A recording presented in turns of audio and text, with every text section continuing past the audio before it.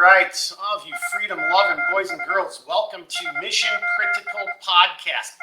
As always, remember, if you are watching or listening to this podcast, you really, really seriously are part of the resistance. And how much pride is there? I'm kind of referring this to Redbeard. He doesn't know what I'm about to say, but he knows where I'm going with this. How much pride is there in saying that you are the rebels? I mean, we are the rebels in today's society. People who believe in freedom, believe in family, believe in what we're going to talk about tonight, small businesses. Suddenly, we're like the rabble-rousers from the 60s and 70s. All right, I'll wear that one. So we're your hosts. I'm Mark and... Redbeard. Yeah, that was... Dustin with Ducks Heritage Cowboy Boots. Well, Dustin, we're going to come to you in a second, sir. All right? You're going to have all kinds of time to let everybody know who you are and the awesome stuff you make. But so before we introduce our guests, you can see we got a guest studio for the first time ever. So, yay for us. It's a big deal. Big deal. I don't know if that's moving up in the world, but hey, tonight in our podcast here tonight, we're going to sit and talk about the future of small business.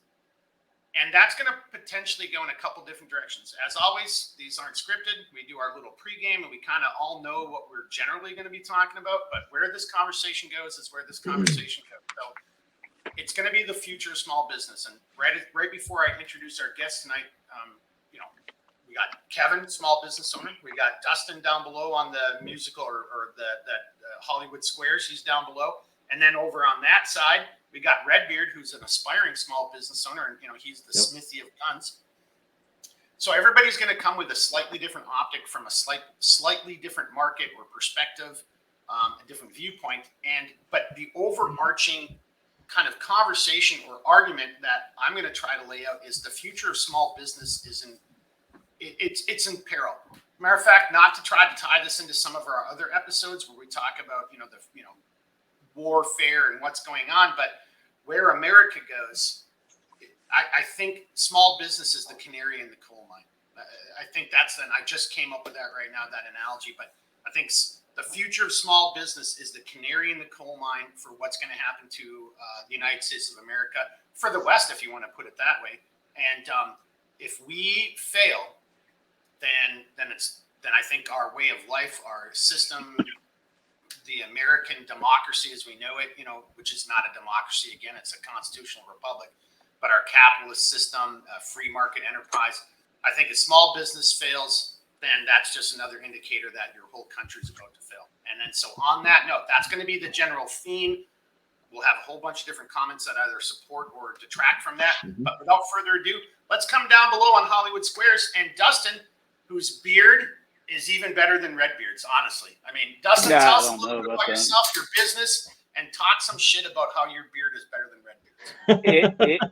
It used to be red. It wasn't always gray. So. My man. But yeah, absolutely. Yeah, so I make custom fitted cowboy boots, and an example of a pair of boots I put together today, or I'm putting together. And so my business is very niche. I'm not in a factory. The whole build process from measuring to handing over the finished boots only done by me. I don't have any employees. So, it's a sewing machine all day, pretty much how I make a living. I am located in Central Texas, so, it's about the best place you can be for custom cowboy boots.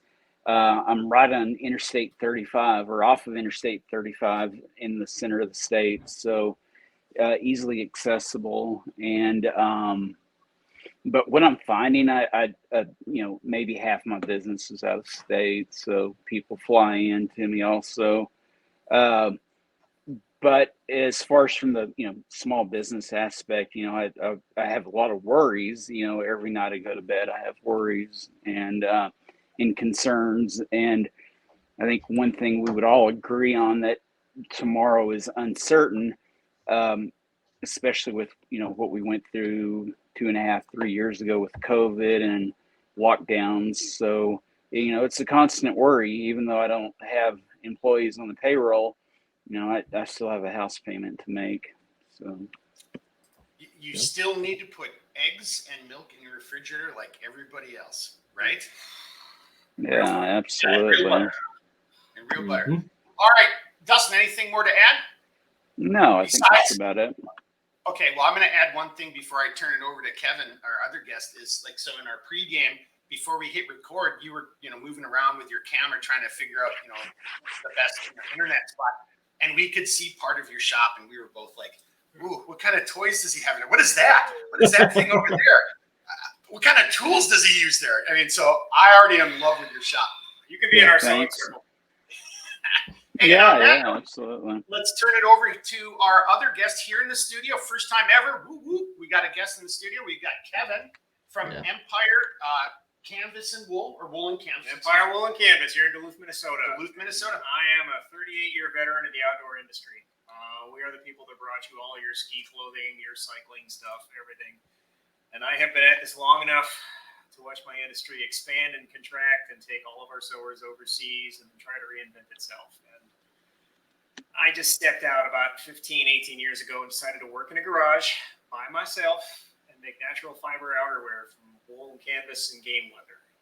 And it has just been a blessing. And I've got stuff on 7 continents, just about every good military in the Western states, where some of my in some capacity or another. My customers are Canada, Alaska, Northern Europe, and law enforcement and military that go to those places.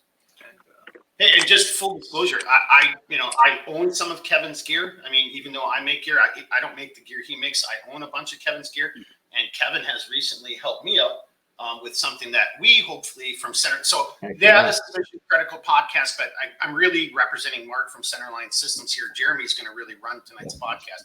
But seriously, Kevin just helped me out with something that's totally outside of my wheelhouse that and again, we'll just sew it here. Yeah, it doesn't work that way. Hey, Kevin brought some show and tell things. Do you want to show some people some of the stuff? Yeah, let's just take a quick second. Yes. And then Dustin, while he's doing this, maybe grab 1 or 2 of your items just to bring up to the camera here when you're ready. Let's just show off some of your. Yeah. Get it fit on screen. Well, just stand up. Just stand up and show it off. Yeah, without killing yet, crushing that behind you. There you go. Yeah. Again, this is a very scripted podcast.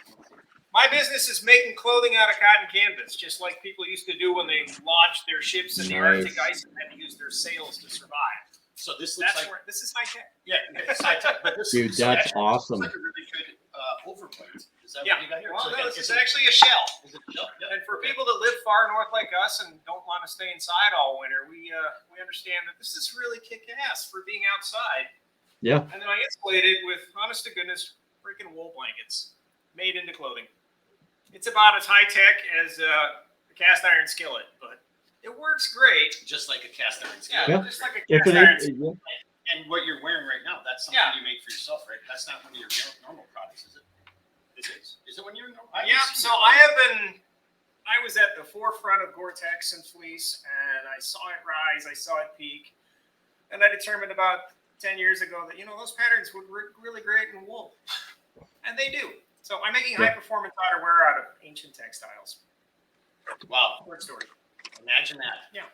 Out of ancient textiles. All right, Dustin, in all fairness, do you got a finished product right there that we can see? Yeah, so, this is basically a custom let me cowboy bring you full boot. screen, sir. There you go. Oh man, look at that. All right, Yeah, that so, is pretty badass. What makes my boots unique are they're custom fitted per customer. So, I don't make a stock size, or I don't make a size to sell potentially in the future. Everything's custom done. When people come in, I measure them. I take 7 to 9 measurements per foot usually, and then shape a last, which is a plastic mold of someone's foot, transfer the measurements over to it, and build a boot around it.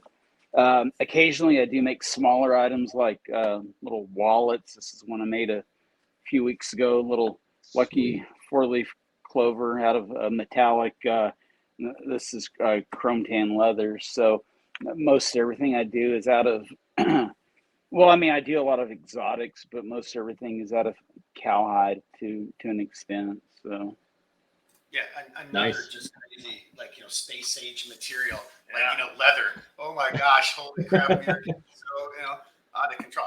I actually feel like here because I am using Kadura, which isn't natural. I'm the only maker here who doesn't do natural. Oh, that's just vegan canvas. Mark. Come on. Okay. All right. Yeah. Here, let's get into it. We're at 10 minutes. Dustin, thanks for showing things up. Thanks for bringing that stuff. I actually totally dropped the ball. Yeah. No, that's good. But right around the corner though, I have so again, full disclosure, I've bought stuff from Kevin. So it's almost winter, so the boots are getting ready to come out. I just went through my winter clothing here, and I'm like, okay, boots come out. Kevin makes so. Yeah, if you live in the Amazon basin, you probably don't need wool. I mean, yeah, maybe. But if you live anywhere in the north, like again, and I like to actually I think I only just saw it last year that you were doing those little snap-on. Yeah, those were pretty badass. So if you live anywhere where there's any inclement weather, check out Empire Wool and Canvas. Mm-hmm. And I'm not a cowboy boot guy, but I'm here to tell you, Dustin, that is a set of shit kickers that I. Oh man. Thank you. Yeah. Dude, those look awesome. Nice. Thanks. Yeah. Nice. Yeah, I get it. I have a pair of lasts for my feet. Good deal. Years Yeah. ago, and they're not going anywhere. Yeah. Absolutely. Well, okay, so here we go. Into the heart of the podcast. So you can just see, right? That was just like 10 minutes, the intro, having a conversation. Jeremy he's aspiring to, be in this kind of space himself in his future. Maybe not necessarily the maker, but a small business owner. But you could just see as makers how, so I'm not joking. I probably just side railed the podcast because I was, again, I'm like, ooh, what has he got in the back of his shop? What are those tools? We were already just kids in candy stores looking at stuff. And you can see, and I guess this kind of maybe isn't how I was going to open the podcast, but I'm going to go into this. You can see the pride that we all have for the fact that we make these things and that we all, and not just the pride for, the things that we make, but also the pride and the interest in what the other guys are making. Like, again, before we hit record, Dustin's walking around and we're like, hey, what is that back there? What is that kind of cool tool he's got? So I think that's something. So this isn't quite how I was going to open it, but before we turn this over to Redbeard, who's going to kind of run it, I'll just say that, as small business goes, unfortunately I fear so does America.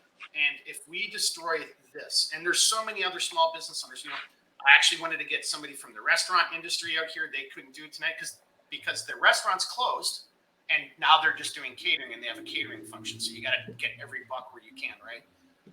Wanted to get another restaurant owner from the East Coast that I know. Wanted to get somebody who's in kind of your guys' space on the clothing side of it, but they got some stuff with an electrician. So you see where I'm getting is like a small business owner is pretty much always working, 7 days a week, 24 hours a day. But you've got so much pride in you've invested every ounce and every fiber of your being into what you're trying to do. And unfortunately, and this is where the podcast takes the negative turn, is that even still around anymore? I mean, I'm not going to pull it up. You guys can go and look at your own stats. I mean, the stat I just looked at prior to about 3 hours ago, as I was trying to download some pictures to use for the thumbnail. This is back in 2021, and it was a thumbnail, and it was from a news article. It was like 200,000 jobs already, or 200,000 small businesses already permanently closed because of the madness. So how small business goes is how America is probably going to go, unless we all just think it's okay just to work at Walmart and bullshit jobs and not have the pride and not have the craftsmanship. I mean, seriously, Dustin, I'm not there to see it. I've purchased from Kevin before. I know his craftsmanship and his quality, but I can just tell just looking at. I lost Mark. Oh no, that is less than optimal. Hell, we'll just run it by ourselves then. Oh, his device just didn't connect. Can you guys hear me talking? Oh yeah. Okay, now I hear you. I don't know what just happened for a second there, Mark. Hang on a second. I think our I hate to say it, but I think our overlords wanted to kind of corrupt us already. We're give still, me a second. We're still I think live I know. on our side. Hey, you guys are still live. Yep. It didn't end the recording. Yeah. You can hear us. Just give me a second. I'm just going to go do some on the camera. Jeremy, anyway, it was a good segue over to you anyway. Yeah. So I'm just going to do a brief introduction for kind of what my background is. So I went to school for gunsmithing. It's something that I really kind of enjoyed over the years.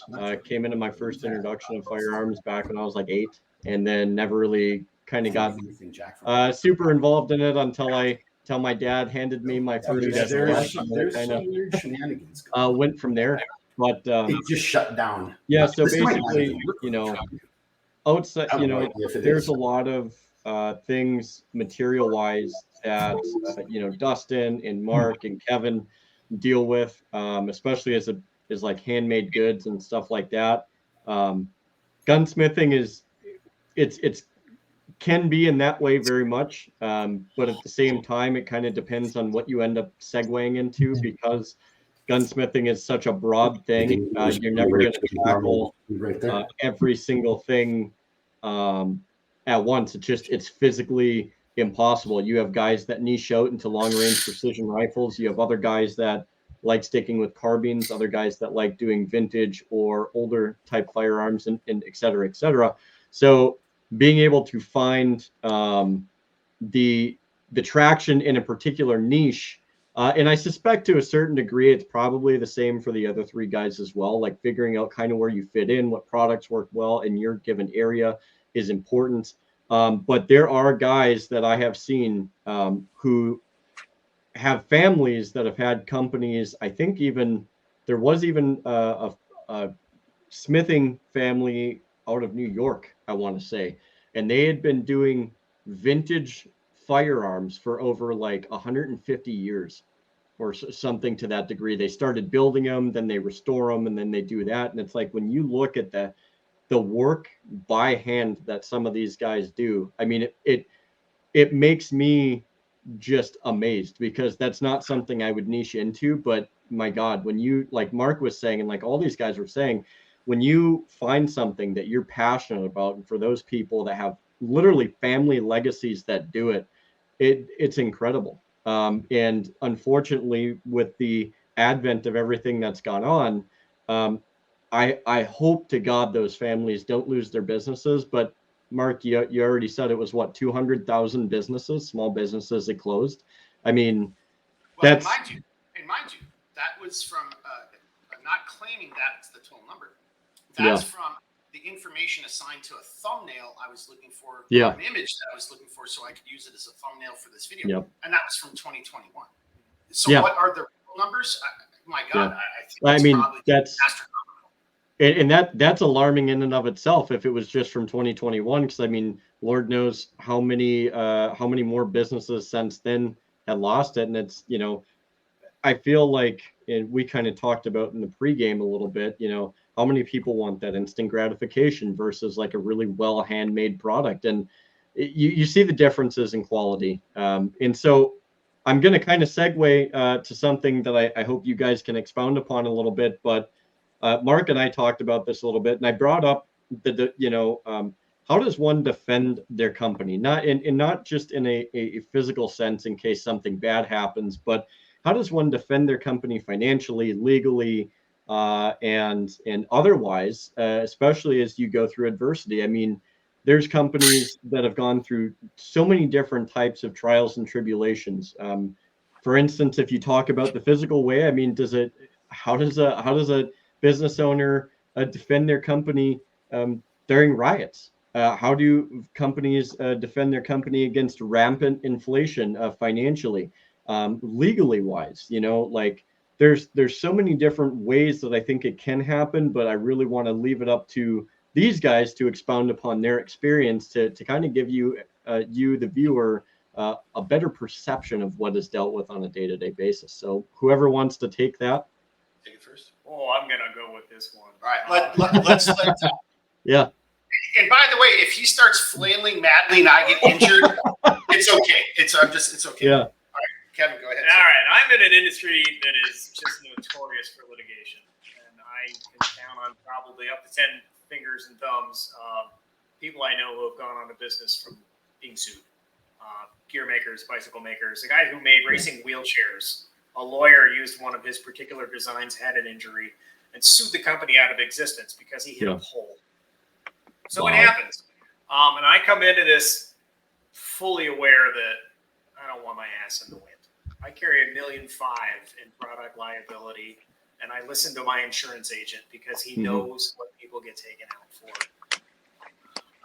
Well, we've just become so litigious. We have become so litigious. We have no concept of what it's like to be responsible for yourself and your safety. And I make deep cold winter clothing. So I was just going to say that. Yeah, That's exactly what I was going to say. Hey, but I'm wearing your gear, and I still froze to death. Yeah, well, because because you're an idiot. I'll say this tongue in cheek, but the 2 out of the last 3 people to cross the finish line at the Iditarod were wearing my boots. Ooh, These guys, they're that's stupid good. on a level we do not understand here in the lower Yeah. 48. But yet I trusted them to make better choices with their own feet to test their gear, and I win. I came out on top. So a lot of what I can do to mitigate my own risk is just what I put out in public for people to read, because the lawyer could screenshot my website and said, "You said 40 below," and I'm like, "Oh yeah, I did, but maybe that was for an intelligent person." Well, you said 40 below, so it happens all the time.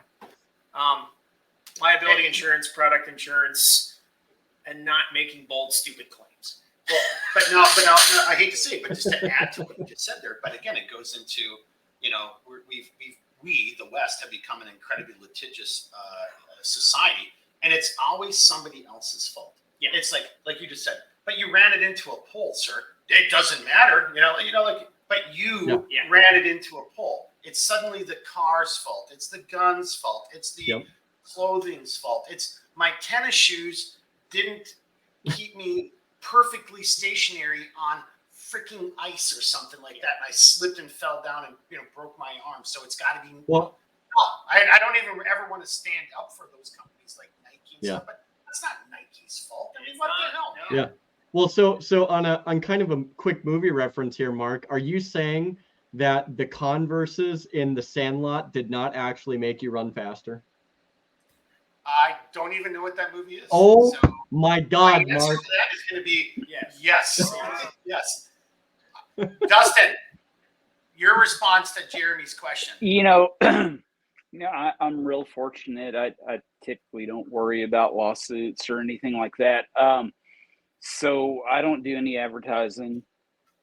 It's all word of mouth. So usually when a customer comes to me, it's because they know someone who I've made a pair of boots for.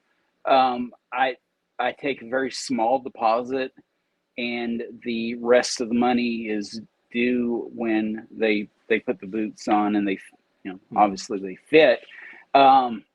So yeah, I haven't had that worry. I mean, one day I'm sure I'll probably cripple someone, and I hope that day never comes.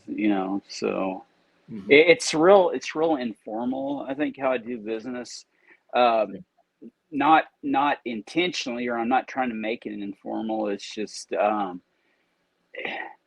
it's a real simple contract. People come in, I measure them, record their measurements, ask them, medical issues that affect their feet or anything. And, I do 100% guarantee my fit, which that's kind of crazy. Everyone's interpretation of fit's a little bit different. So how I think a pair of boots should fit may not be how someone else thinks, but so I try to form an opinion as I'm measuring them or as I'm asking them questions, and it's just real informal. I call them when the boots are done. They come pick them up, and 9 times out of 10, people are extremely happy with the work I do. They pay me, and this isn't being boastful or anything, but usually within, if it's not the day that they pick up their first pair, it'll be within a couple weeks.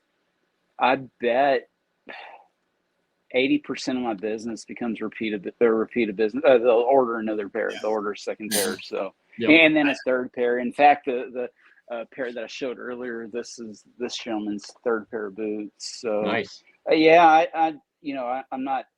I guess I should be worried about it, but and a lot of it's cash basis and. I just want to throw in there. I didn't interpret Jeremy's question to necessarily have to do with the legal side of it. It's just again, it was how do you defend your business? You know, I actually thought you were going to go in a different direction. Oh well, the other half of that is that I hide. I'm one of Duluth's best kept secrets. Nobody knows where I'm at. So but I actually meant this, like, you know, like how do you defend your business from foreign companies stealing your shit? Wow, you know what? Yeah. We're at the point now they don't even try to knock off the designs. They just pick our websites apart, take the images, and get you to send PayPal to an address that evaporates. Yeah, They're too fucking lazy. That sounds about right now.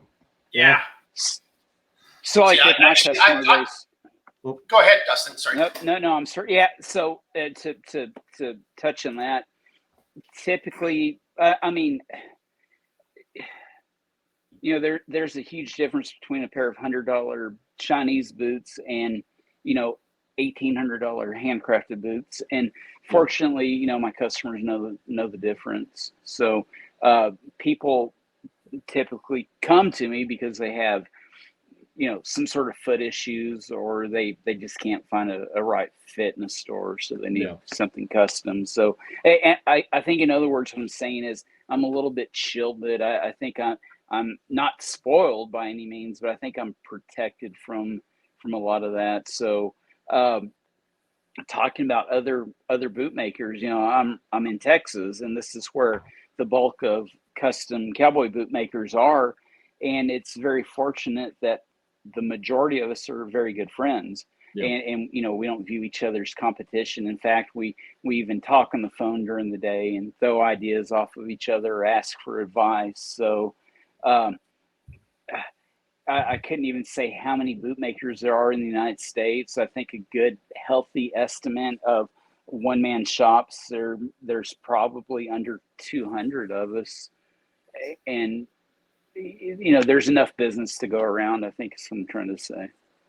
Yeah. Well, I think as both, you know, putting on my podcaster hat and my Centerline Systems cap, you know, what I'm kind of also seeing, there's a strange interconnectivity or similarity between you two guys, is because you're making things that are so unique. It's falling into a different category where, there are cheap imitations out there, or there's even people, again, you know, ripping off your images from your website. And I just saw that again the other day from something that and I'm just like, there it is again. It's like, those guys don't make that, you know, that's you, or that's Jason, you know, like, it's just like, what the fudge, you know? So I think you guys are, you know, I think maybe that's a nice thing in a weird way, because I think your customer base, because, you know, at the end of the day, the future of small business depends on customers. I mean, the business still has to do a great job, but part of that has to do with customer base. And Dustin, no offense, I don't mean should be nothing negative. I think what's very nice and unique about your business, there are so few other boot makers. Your reputation, you know, like, so in other words, your customer base is already coming into this, knowing what they're getting into. Like, I'm getting a good pair of boots. I'm getting a freaking great pair of boots, or anorak, or, you know, or coming back to what do you call those? The rough. Like, you know, it's like people who know, right? In your guys' industry, and I think therefore they're like, oh no, that's exactly what it should be, or that's what I'm expecting. So I think that, to some extent, helps protect you guys, because you're already dealing with a customer base that already has a much higher level of appreciation or understanding. You know, where I'm not throwing my customers. I think my customers, just like you guys, I've got great customers. I've got, you know, my repeat customer ratio isn't as good as yours, Dustin. That's fucking phenomenal, dude. But I've got a really good high return rate of customer return rate. And I've got, you know, solid, you know, and everybody I talk to, for the vast majority, I mean, I'm talking like 99% of the customers I talk to are great human beings. So there's something there about my brand and what I'm trying to create that's attracting, that I think what I'm really trying to say is the type of customers that you guys have right now, which, to Jeremy's point, gives you guys a certain level of protection, if we're, you know, depending on how you want to term and view protection. I mean, again, Dustin, I don't know you well enough, and it would be funny if some Asian company cut and paste a copy of, you know, a picture of your boots onto their website, and like, I think everybody would see right through that, you know. But you know, on your side, you know, it's like, oh, that, you know, everybody's like, oh, I'm getting that little vest, or I'm getting that. Like, no, that's not what you're getting. No. It's actually funny. I did find I found a pair of my boots, or a picture of mine on eBay for a guy in Pakistan. It's on eBay. So I reported him, but Pakistan, he was using my picture and he was selling the boots for, I mean, who knows what he was selling, but I thought it was funny. I thought it was like, wow, this is cool. I made it big time. Someone in Pakistan is regarding my work, I guess. Yeah. What's the saying? It's like copying is like the most sincere form of. There you go. Yeah. No, it's not. It's not. So, hey, Jeremy, before you go, can I put my Centerline Systems hat in and chime in? Do it. So what Dustin just said. Yep. Imitation's not flattery. I mean, I don't think so at all. I think it's actually, for me, it's, what are you going to do when some Chinese company? So here, I had a guy who bought my product 2 years ago. Was it 2 or 3 years ago? I mean, this was on Instagram. I remember this. Yeah, bought my product. I didn't know about it. Customers brought it to my attention. Then I did a little bit of research. It took 3 seconds to figure out who the guy was. He bought my product, went over to China, and then went and had it reverse engineered. Oh, yeah. And also worked with that same Chinese company to make a titanium canteen. Because again, small business in America, we've outsourced even all the major manufacturing. So look, I'm just going to throw this out there. I don't blame the guy for getting a titanium canteen overseas, because you can't get that in America. We as citizens, as a country, as an industry, as a government, we have allowed all of this to transpire. Yeah. That's on us. So I don't blame the guy for that. But to buy my product, go over to China, and then have them rip it apart and reverse engineer it, that's some pretty low down bullshit right there. Yeah. So, Yep. And that's not the same as a picture. I mean, but it is. But actually, the picture is more insulting in a weird way. I know, but it's probably more cost effective. Yeah, right. We're going to use a picture of Dustin's. Yeah. Remember, we're going to have some like something you would see over the foots of like soldiers during the Napoleonic era in Russia. They just got bed sheets and shit, and that's supposedly Dustin's boots. I've since started watermarking my shit. Any picture I post online, I'll watermark it now. Nice. Yeah, they learn to put that someplace else, or they just take your name and sell it. What really chaps my ass is that my biggest sale ever was like $1,900 off my website, and it was some young asshole at Filson. Oh gosh.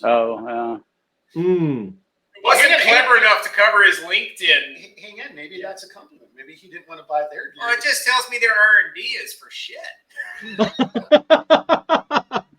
So we're kind of going a little off the rails, but I've got like 3 of those type of stories. Or Jeremy, do you want us to hold off on that? But I've got 3 stories of people doing what you just said right there. So So I was just gonna say real quick, like when I went to school and stuff, I had like 3 classes specifically around business, and they were very oriented towards firearms. But it's amazing how, like, as it pertains to firearms, there's a god awful amount of stuff, and so as a gunsmith, like you have to know enough to make recommendations to people, which means like if you have a guy that's like, hey, like, what do you think about this optic, or what do you think about this, or whatever, and some of it you can make recommendations for, but it's like in the end of the day, like it can get difficult because and I don't know how it is for you guys. Mark, I think you've you and Jack have done stuff together, obviously, but it's like in the end of the day, like for guns, you have to kind of articulate your disposition when you're dealing with people. And I've done this with family, friends, and stuff like that, to where they're like, hey, like, what do you think about this? Well, like, in the end of the day, like, have you ever shot anything like this before? What do you know about it? Like, you almost have to open up your own separate investigation to figure out, like, okay, I now know what I'm working with. I can go from here. But the biggest thing and the biggest takeaway is to provide the customer with enough information to make a well-informed decision. Because, one of them is, when you're trying to diagnose an issue with a firearm, and somebody's like, oh, all right, well, like my gun's not shooting accurately. Okay, well, the first thing we're told to address is, are you actually are you holding it correctly? Are you using a proper trigger pull? Are you is there a human factor in that whatsoever? And do you have the correct ammunition? Yeah, well, and that's just it. So and it sounds ridiculous enough, but if you have an AR and you have a person that comes in with an AR and they're like, hey, this is not shooting as tight of a group as the company said it would. Okay, well, first off, how's your posture? How are you holding it? Are you shooting properly? Okay, you're shooting properly. So here's a couple other things. What ammunition are you using? Most people don't realize that the twist rate in a barrel, along with the not improper ammunition, but an ammunition that doesn't have the proper grain or isn't loaded as well as it should be in relation to that twist rate, can throw off your accuracy. So it's you start going down a checklist. And so I don't know if it's the same for you guys, which Dustin, it seems like you actually put quite a bit of thought into the foot structure of your clients and doing your proper investigation, which I would assume you would have to do, because somebody who's worn bad footwear really sucks. So having enough prudence. So how, in terms of providing the best amount of information for a person to make a well-informed decision, how important is that to each of you guys, and how does it impact your business? How does it impact your sales? And moreover, I'm sure you probably do, but do people find with that information that you provide, do they look at it as condescending and they need to be right more often than people who are like, hey, I appreciate you taking the time and thank you for helping me pick the right product? Because that's the thing, is you could have a person that wants one product and you're like, I understand what you're trying to do with it. This product may be better suited to that. If you want to buy this, more power to you. So what say you guys? Because this is, I know this is kind of a hurdle I've seen quite a bit, not only in gunsmithing, but other things. So. Yeah, well, I mean, selecting types of leathers, the customer will come in and they're dead set on reptile, in which I don't recommend reptile for a pair of boots, but I'll ask them how they're going to be wearing them. And so in Texas, we have a lot of prickly pear cactus. Yep. And so, you want a thicker leather so the cactus doesn't, puncture the leather sticking in the foot. So yeah, I'll get that information from them about how they're primarily going to wear them. And then I can recommend a leather. And I've never had a customer go against my recommendations. They're usually, they'll be open to it. So, and then later on I'll get feedback and I'll often hear, hey, I'm glad you told me to get, bull hide or whatever. So, hey, can I just throw a personal, a point of personal privilege or whatever Bongino calls it in here, specifically what Dustin just said. So, I'm I think I was in E6 and we're doing some counter drug stuff, some pretty high speed counter drug stuff. And to Dustin's point, I actually had some of that shit go through my military boots. And I'm here to tell you, having a man who's got that type of knowledge and makes those kind of comments to you, I think, again, I think to something Jeremy's hinting at, has been asking, and what we're all kind of already alluding to, is that's what happens from small business, from the craftsmen who know what they're doing, and who know. When I respond to this, I'm going to give maybe a slightly different answer, because there's a lot of things I don't know, because I don't know every folding saw in the world that's out there. How could I, right? But to Dustin, what you just said, that's immediately my brain. I flash back. It's this picture over here, the counter drug mission. It wasn't on that mission, but it was on one of those type of missions. That's where I had that cactus thing. I'm a northern boy, Jeremy. You guys don't know anything about cactuses. I'm down to no. I'm like, ow, shit, that didn't work very well. So I think that's what you get from small businesses. I'm afraid we are on the road of losing that type of knowledge. So Well, you take a box store, you take a mass produced bootmaker for Mhm. to use that as an example, and people are their priority is to make the sell. They get you in and out, they get your money, and so I think with small business we tend to look a little bit further down the road than just making that one immediate Mhm. sell, and because I do want that customer to come back and order another pair of boots, or I want that customer to tell his friend that, hey, I got this badass pair of boots, you Mhm. should go see this guy.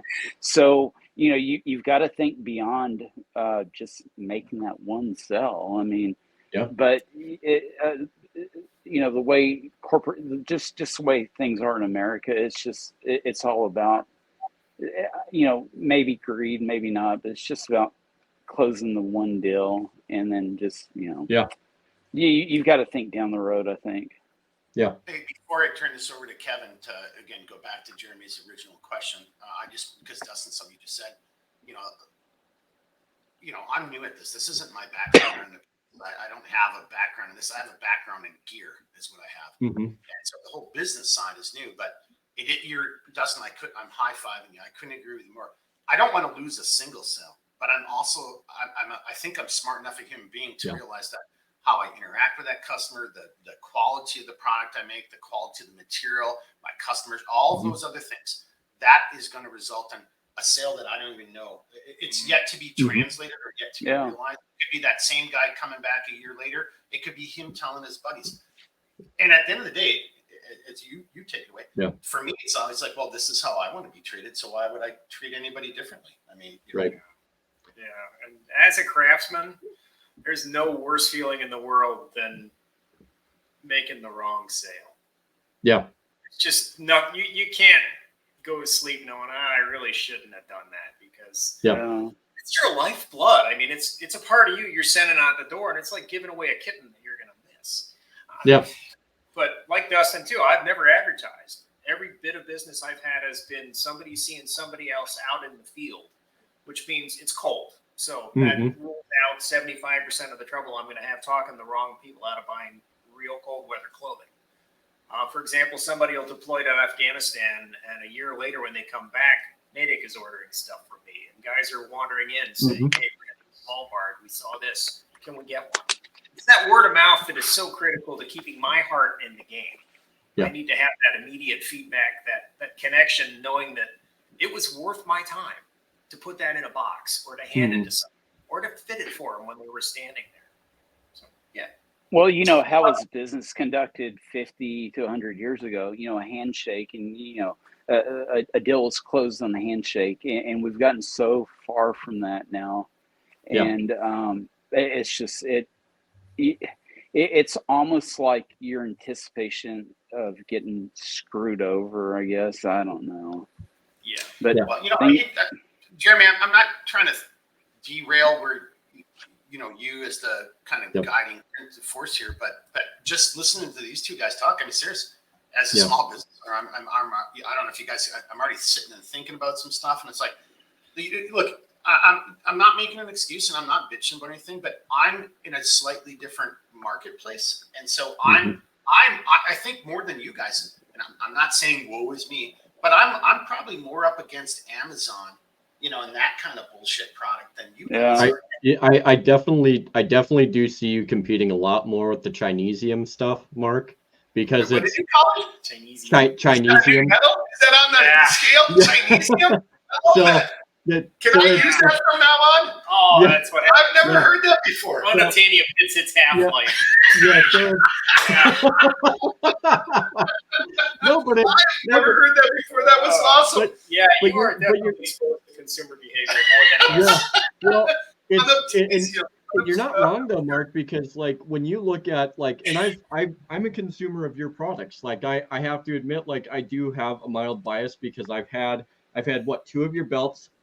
I've had back when you were doing chest rigs and plate carriers. I still have yours, and that's been what, almost 8 years ago now, roughly, something like that. And that thing is still brute forcing its way in fulfilling its mission.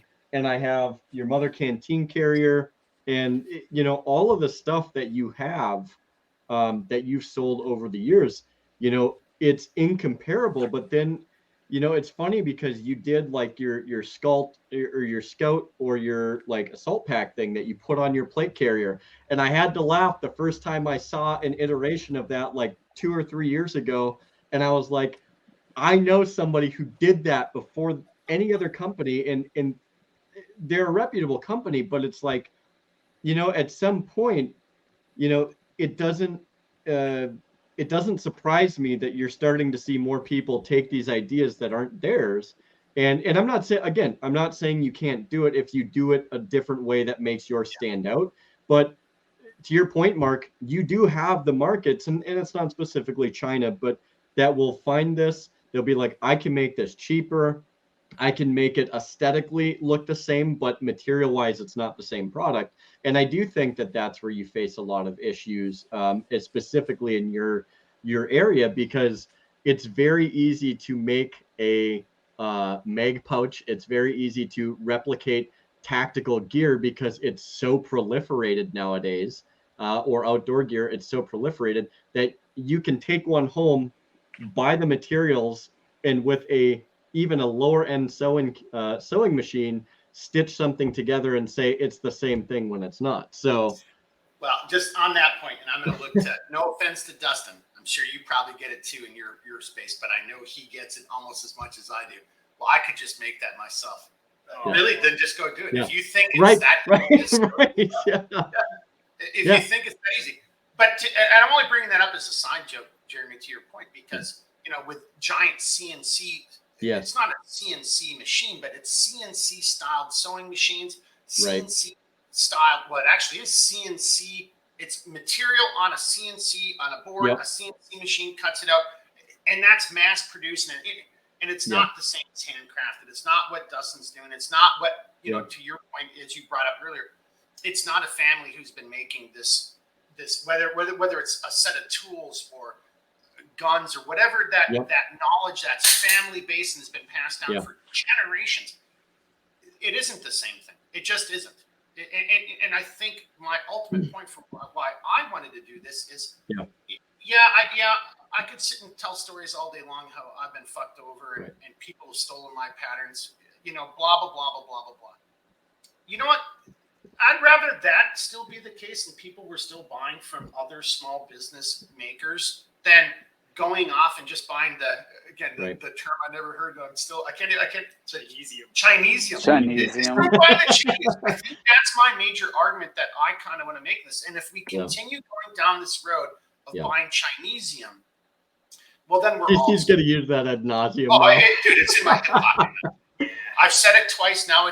I'll be able to say it every time. I've created a monster. It's in my hip pocket. Yeah, thanks for creating a monster. but that is my ultimate point. And, you know, and we've got people from slightly different worlds. I think we've all kind of just put my nose in the pile of poop a little bit enough tonight. Like, I'm the guy of the three of us that's in the market that has too much Chinesium in it. Yeah. But it still is something, whether it's Chinesium or it's that attitude from the on the and I'm not saying the consumer. I'm a consumer too. Yeah. I do. You'll know it, and Jeremy will know it. Dustin, you won't know this, but we've got a local hardware store. I will spend $5 more for a battery, whatever, to get it from them because they know it's generations. They know what the hell they're talking about. They can actually, because they've done their own plumbing, they've done their own electric, they know how to answer your questions and help you out. Yeah. That's my ultimate argument for tonight's podcast. Right? Well, into that argument, so here's the big question that I have that I've been wanting to get to. Hey, by the way, I'm sorry, give me 1 second. Yeah. Let's just do it right here. Let's give a shout out. I should have been wearing their hoodie. I didn't even think about it. I've worn their hoodie. Marshall Hardware. I'll put a link for them. Marshall Hardware. Yeah. So, we remember all your dogs' names. That's how much a part of the community they are. Yep. And even when you're an adult, they still give you a little Tootsie Roll. You get donuts. So I have to say that, like, living in, you know, in the area that Mark and I live in Duluth, you know, I've seen a lot of small businesses come and go. And so there's 2 points to what I want to say, and I think you guys can add a lot into this. But the first point is, what I've seen is a lot of people around here, and I'm sure Dustin, you have it down in Texas as well. But there's a lot of people that sit there and they'll clamor and clamor. We want small businesses. We want, community businesses. We want this and that. And it finally comes around and then nobody shows up to support the business. And then after the business closes, they're like, well, I don't understand why it failed. Why couldn't they just succeed? Well, they didn't succeed because, quite frankly, the consumer base is full of shit. And, they say that they want something, they get it, and then they don't support it because, oh, well, you're $2 more expensive. Yeah, well, that's going to happen until you get a solid foundation of people to keep you going, to maybe drive the cost down a little bit. But it's the difference between a quality community or small business versus going to Walmart. And so I'll set that up for you. But then the other portion of it is, as it pertains to business, where do you feel that the government has the right to tell you how to maintain and operate your business? What stake do they have in your business? Are they showing up to work your job? Are they showing up to do the things that you're doing? Where did they get the right to come in and say, you owe us this much from your business just to exist, when they don't do anything at all? And, obviously things aren't getting cheaper. It gets more expensive on your guys' end because you're buying the materials. You have to find the proper materials to make the proper product. You're putting the time, the blood, the sweat, the tears into it to make this business the best it can. And meanwhile, the government's like, hey, we're raising the taxes because, we need to justify this, this, and this. Or they come in like they've done to over 50 FFLs over a small typo. And they're like, we're shutting you down because you lied. So you're seeing this dichotomy to where they're getting more and more pretended authority, if you will, to come and determine how you as a business owner operate. And where do you see that coming to fruition, if you do? And how do you deal with that? So between the community and government, I mean, where do you guys see this going in the next 10 years? I'm going to let Dustin take it. Dustin, you're due up there, sir. Why don't you want to take this first?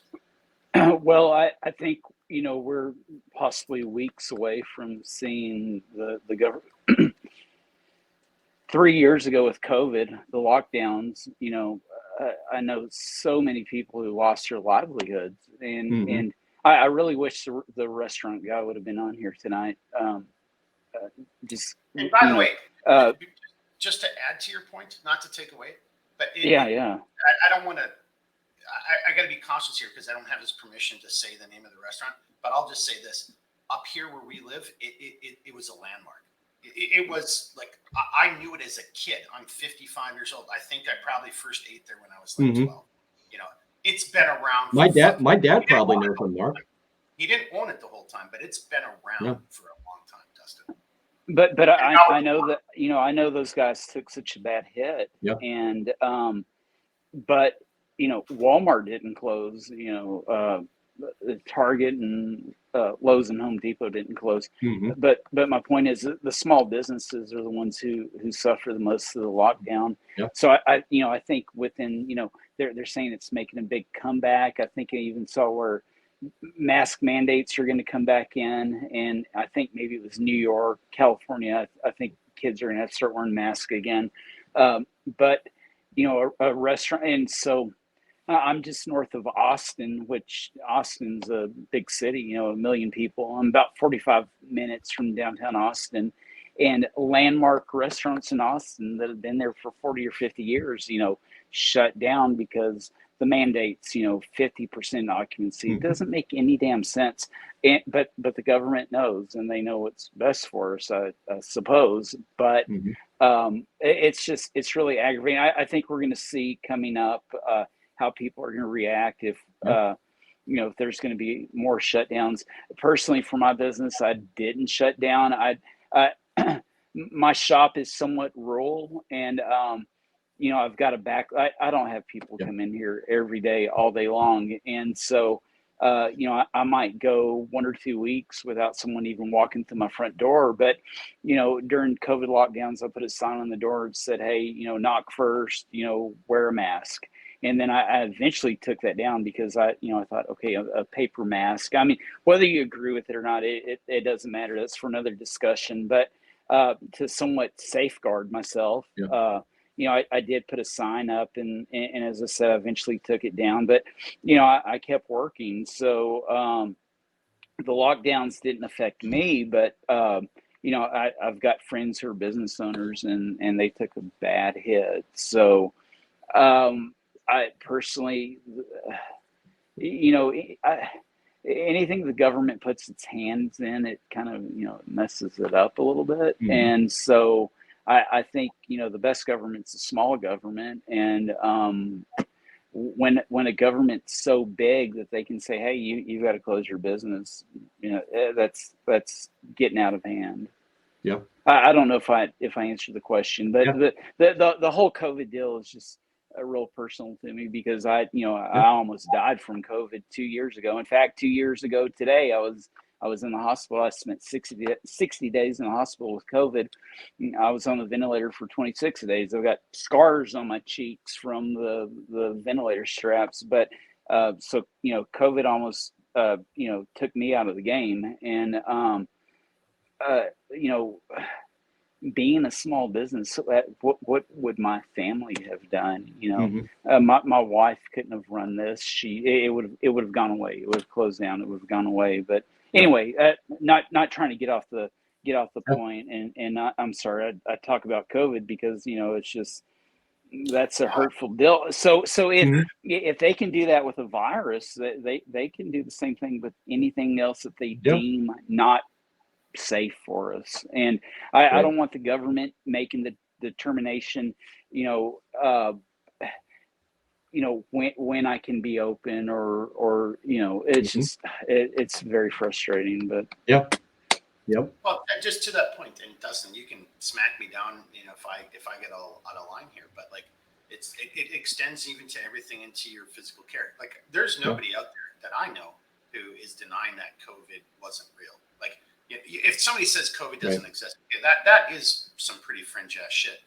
But what we do know, and we knew a long time ago, that COVID affects people differently and it affects certain groups. And Mhm. again, you don't have to discuss anything that you don't want to discuss, but Mhm. but clearly you were one of those people. I think I had COVID before COVID was really even that big a thing in America. So either that, or I had a severe flu because I had all those symptoms. I hadn't been that sick before in my life. It kicked my ass for about 3 days, and then I was good to go. Dustin, it did it did something different for you.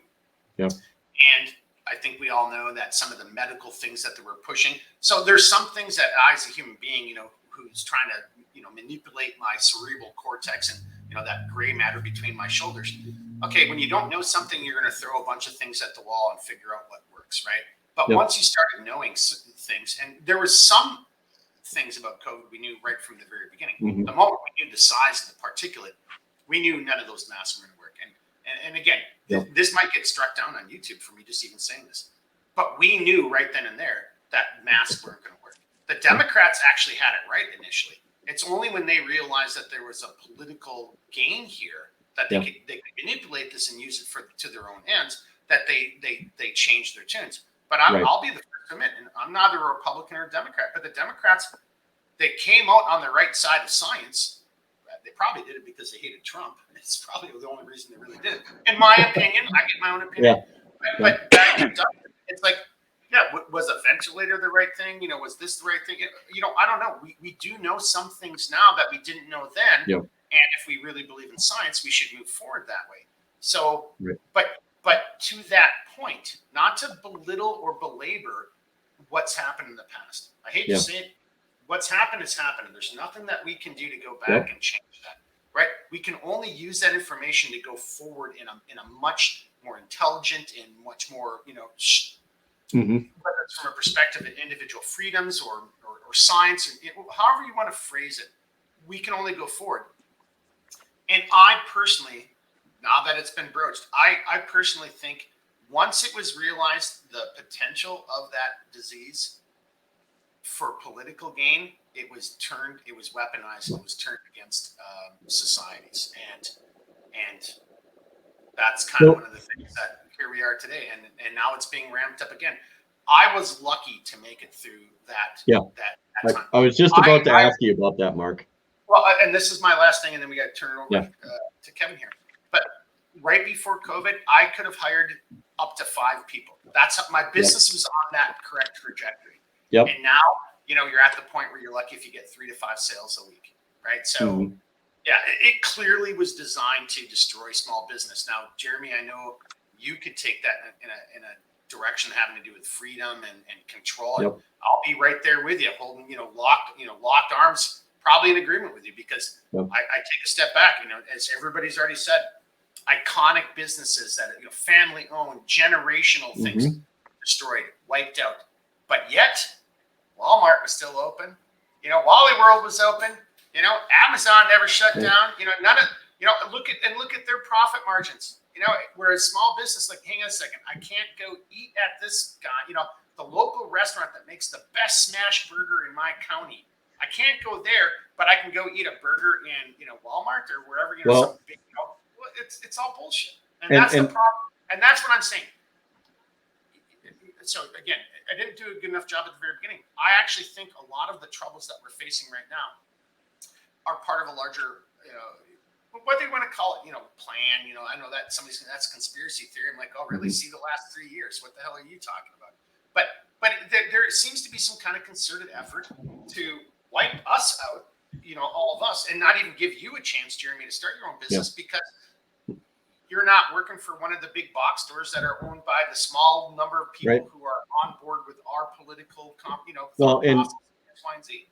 And just briefly, before we turn it over to Kevin, to that point, Mark, I was going to try and start a business here in Duluth, and I opted not to because I don't.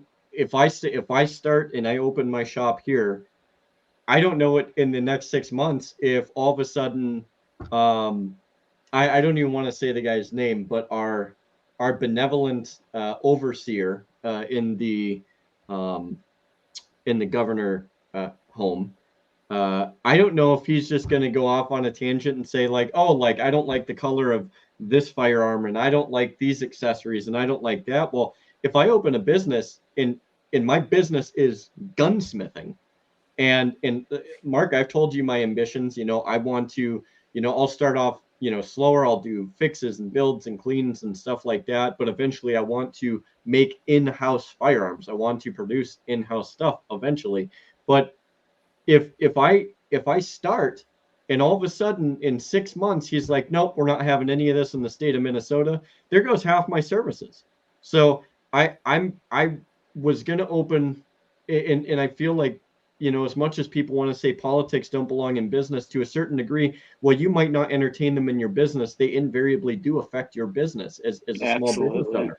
And so I'm fortunate enough to have a good dad. I'm fortunate enough to have a good mom and good people around me like Mark and, who help me see the long run of things. My dad was a business owner. He's an executive chef by trade. He's seen a lot of shit over the years. And my mom had her own business. And the biggest thing that they've told me is you have to evaluate 2 years, 3 years, 4 years down the road when you go to open a business. So do I have the potential to open a business here? Maybe if it had been 10 years ago and I'm at the age I was or I am now, yeah, I could have opened a business. I probably could have been wildly successful. But now looking at 2023 and beyond, if I open a business out of my garage the way I wanted to before getting my brick and mortar, I probably, with the way that Minnesota is as it pertains to gunsmiths and firearms in general, I wouldn't doubt it if they destroyed half my services, raided my home, and probably shot a dog I didn't have. Just because I put a J where a G should have been.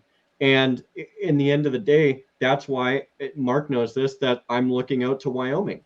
One, they have no state income tax. They like small businesses. They're a constitutional carry state. And those people take care of their own without eating their own. And it's not to say that you don't have other people that are politically diametrically opposed, but the number of those people out there as opposed to here is marginally or is quite a bit smaller than what we have here. And it kills me because Minnesota used to be a state where we took care of each other, used to be a state to where even if you had opposing politics, you supported each other's businesses. You went to the same church. Your kids went to the same school. You had barbecues with your neighbors.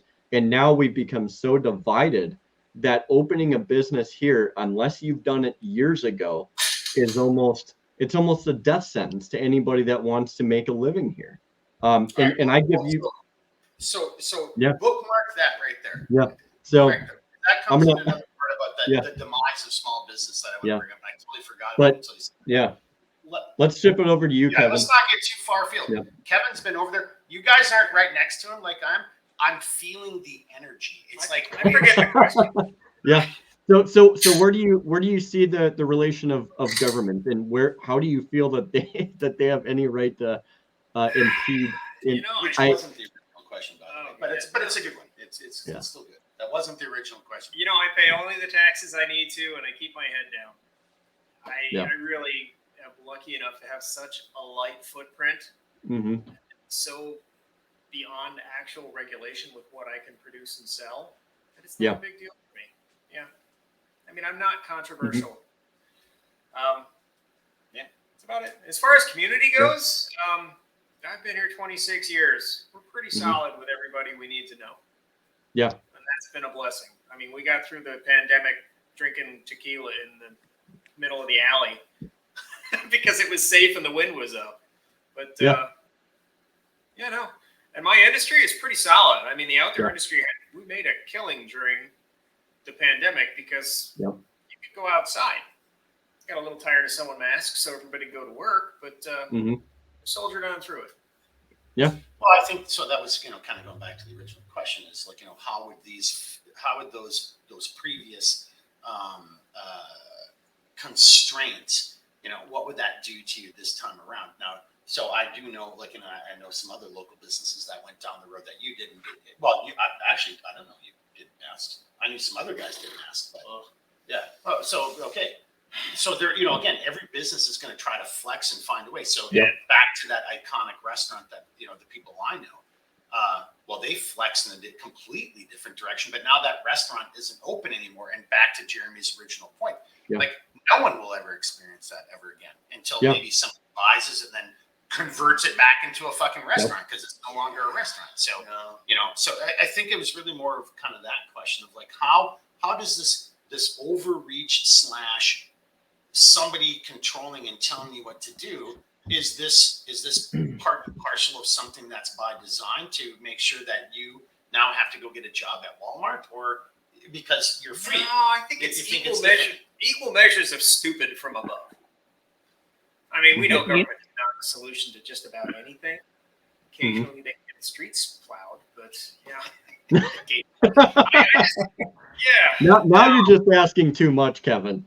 I don't see a whole shit ton of malevolence in it. I just see incompetence.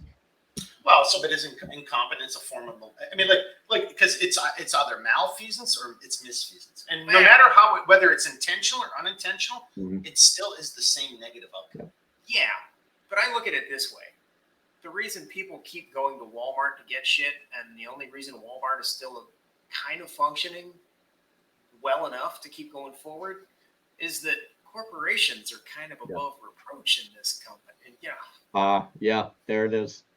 Well, I think that, and so now kind of tying that back into what you said, I think that's the point, and that was my thing. It's like, how is it that those guys are still open, but the rest of us? So again, Dustin had his own personal issues to deal with, and those are real issues. I mean, like it 100%. did affect people, and it did, but on the larger, grander scheme, it was unless you're one of the big boys, it's stacked against you.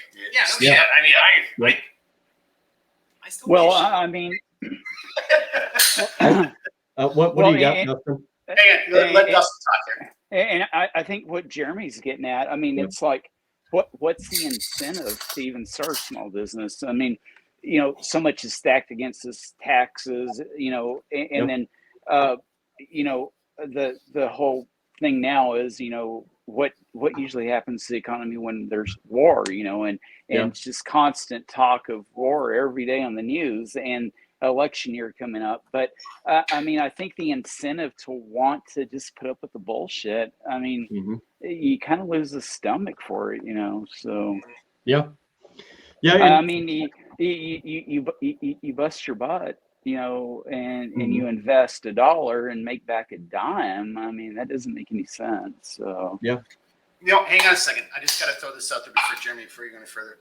Dustin, Dustin's the Southern boy. He's from Texas. I've been in Texas a lot of times. I've never lived there, but I've spent a lot of my time in the South. There's that Richmond, north of Richmond, and that's not necessarily the South. Some people would consider that South, but the gentleman who wrote that song, Anthony Oliver, right? But you just heard some of that sentiment echoed in and how Dustin just spoke right there. Yeah. And no, I haven't heard that yet. Well, you need to listen to it. It's an incredibly awesome, beautiful song. Yeah. But it encapsulates, in my opinion, Dustin, a little bit of what you just said, attitude-wise, and I think maybe I just realized one of the reasons why I want to do this, because as small business owners, whether you're from Texas, whether you're from Minnesota, whether you're from Louisiana, it doesn't matter where you are. Yeah. There is a certain degree of, you're a slightly different person. Maybe you're eccentric, maybe you're an asshole, but at the end of the day, you're independent, right? You don't want, as Dustin, you really don't want this oversight. You don't want this control. You want to be able to do your business, whether that's online, whether that's, okay, you're laughing. What do you got for that? I'll shut up right there. And we also make shitty employees. I knew there was a trend. Yeah, because you're so used to doing it yourself. Oh, right? yeah. Well, and people are idiots. Why should I work for them? Yeah. I get the impression too that like anybody who ventures into small business, we are the people that are like, you know what?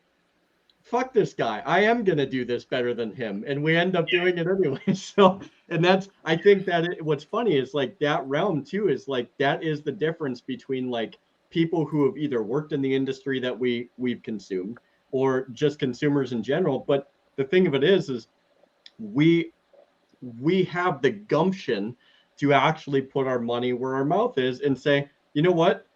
I want to do this. I think I can do this better. And, or I should say, I know I can do this better, because if you think, you're probably not going to succeed. So you're like, I know I can do this better. You go out, you do what you have to do, and you make it work. And I think, but Mark, like you said too, independence, like you've heard me say this before. Hey, before you go to independence, I just have to add what you said. You just made me realize something. That is exactly what small business owners are. We are those assholes. I don't think I'm an asshole, but but it's you are. But to some extent, we're assholes. We don't like working for other people. I think I've got, I think my customers say, I just had a customer yesterday during customer phone call say, dude, you're even nicer than I thought you would be from your videos. And I was like, I guess, what does that mean? But to your point, we are kind of assholes, but that's America.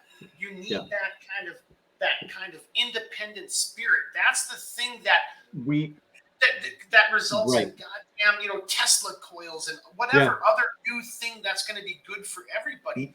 And that spirit, I just realized that's my big argument. Yeah. That spirit is being crushed right now. It's whether COVID is the tool, whether taxes are the tool. Look, I had a little stupid note. I'll just read this out loud. You can argue with me, whoever you are, all day long, but there's no way you can argue the following things have increased exponentially in the last 3 years: GDP, debt, deficit, interest rates drop. Well, job growth hasn't risen. It's dropped. Default on home, credit cards, and auto loans. Yep. All the indicators of a major financial fiasco are out there. And then on top of that, what I should have added is how many small businesses have been crushed in the last 3 years. Yep. Yeah, no, I think that driving force of independence is what does bring a lot of people to small businesses. Not just the fact that people think that they can do better, but I think the fact that we see that there's more interruptions. Hang on. That's the greatest thing about small business and capitalism. Yeah. If I'm making the gear I'm making, and Jeremy, you can come up with an even better way of making the kick-ass stuff I'm making, then God bless you. Then the market Right. rewards you for doing that. That defines America. Right. Exactly. It defines America, the independence that we can do better. We can build something better. And I'm sorry, I interrupted. No, but I love it. No, drive on. That's all I've got. So, I mean, you gotta have more. It's like you say that, and it's like you get chills. It's like, oh my gosh, that's what it's about. I mean, small business is the backbone of America. Yeah. But it's being crushed. So anyway, honestly, and I think whether we made you a little bit shy or caught you off guard, but you being from Texas of all places, that should resonate with people. What you just said. You're a Texan. We're Minnesota. I don't. Right? Texas is changing. It's like, I don't know. Texas. Don't say that too loud, Dustin. You might hear the autistic screeching of your fellow Texan. No, I get it, but so like this last governor election we had, this young progressive guy, he's very anti-gun. Anyway, Governor Abbott beat him. I think it was like 43.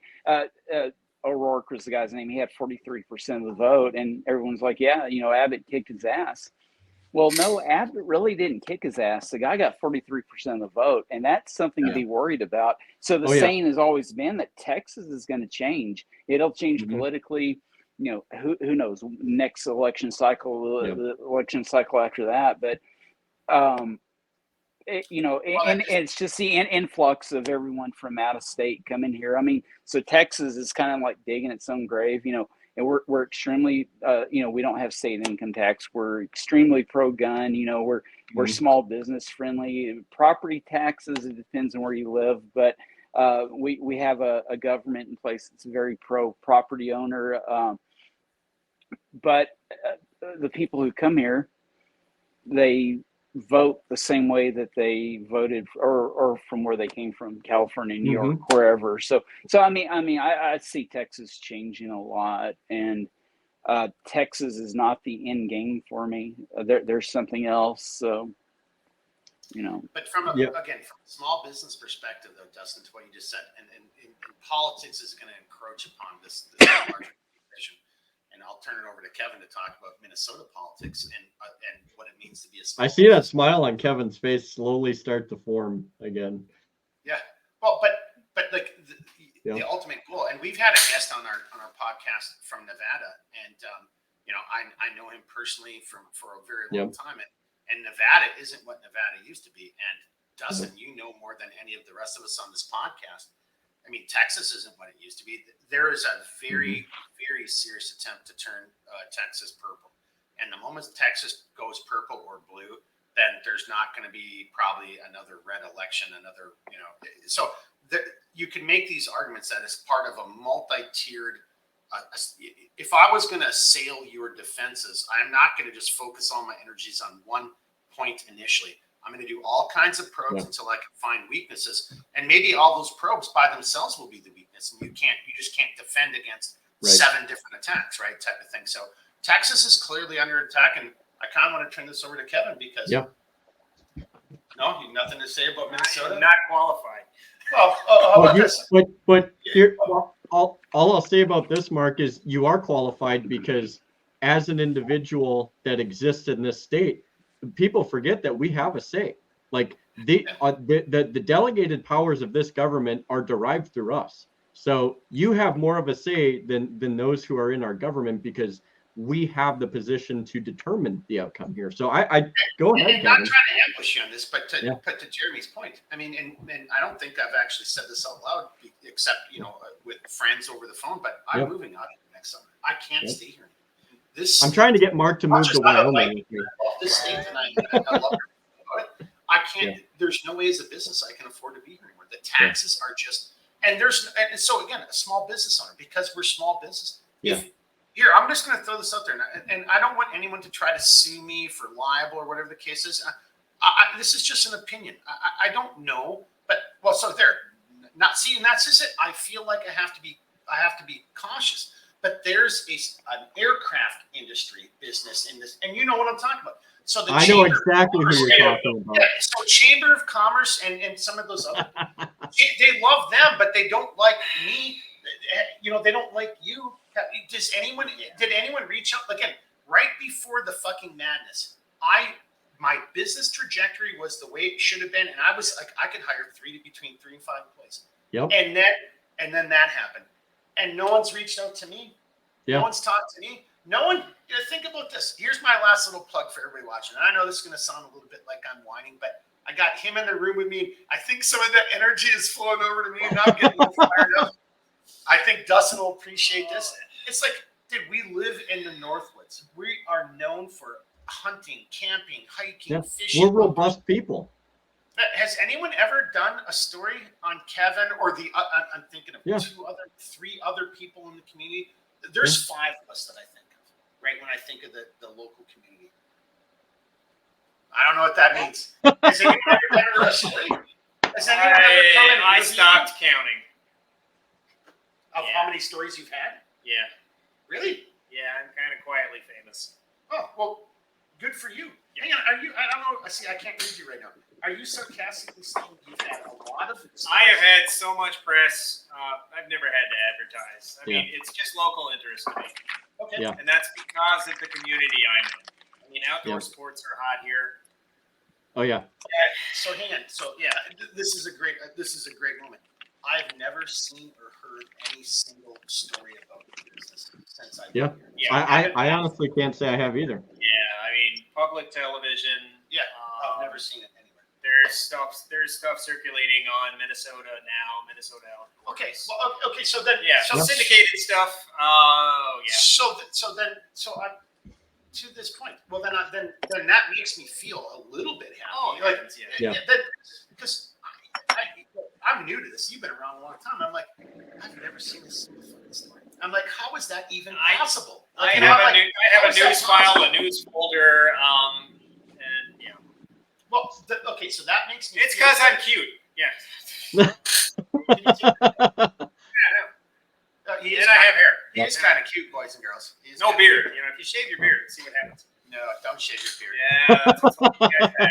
One of these things just is, whatever that Sesame Street thing. So, but no, okay, so even though I just was proven wrong there, and I'm happy to be proven wrong. Again, this is one of those things I want to be wrong with this. But I think about some of those other guys.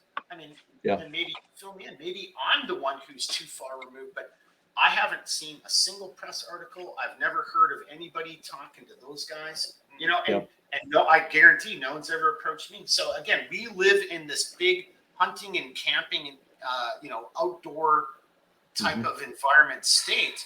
Now, I did just have somebody reach out to me about the winter camping symposium. So okay, but that's not the same thing as like a news outlet, right? I was on the board of that, and they'll take. It's a good time. You would enjoy it. Yeah. So, Dustin, what about you, sir? I mean, do you get any type of local press? I mean, as a small business owner, or well, you seem like you might be in a slightly different category just because of your skill set and your clientele. But there's been a couple of newspaper articles, local like community magazines, not anything real big. So very, very short term, they generate business, and then in fact, one of my best customers was down here from Colorado, and he saw a little article about me and called me and asked if I would measure them, and it generated 6 pair of boots over the next 4 or 5 years. So I mean, those things can be good, certainly. I with my business, not all business is good business, and one of the reasons why I don't advertise, I don't need to advertise. I have all the work that I can stand, and it gets to a point that you wish. I was thinking about this earlier today, in fact, that there's people who I've done business with before that I thought, gosh, man, if I never would have done business with them had I not needed the money. So I needed the money, so I took that business on. And so it's like, well, Most of my interactions are pleasant, or are good, but there have been a few that it's like, gosh, if I'd had the foresight, I would have told them, I wasn't taking orders or whatever. But so not all business is good, or it's not all pleasant, I guess. But Well, that Dustin's comments made you react. I mean, so you guys couldn't see this, but you were right next to him. But you want to tell? Do you have a story to tell? Or what do you Oh no, I just there are customers I regret taking on as well. Absolutely. Yeah. But and no matter this isn't what, just for us. Can you guys expound upon that a little bit? Like, because hopefully there's somebody else watching or listening to this who's thinking about starting their own small business, or who's trying to contemplate what it means to be in a small business. Can you guys share a little bit more? I mean, what does that mean to you guys?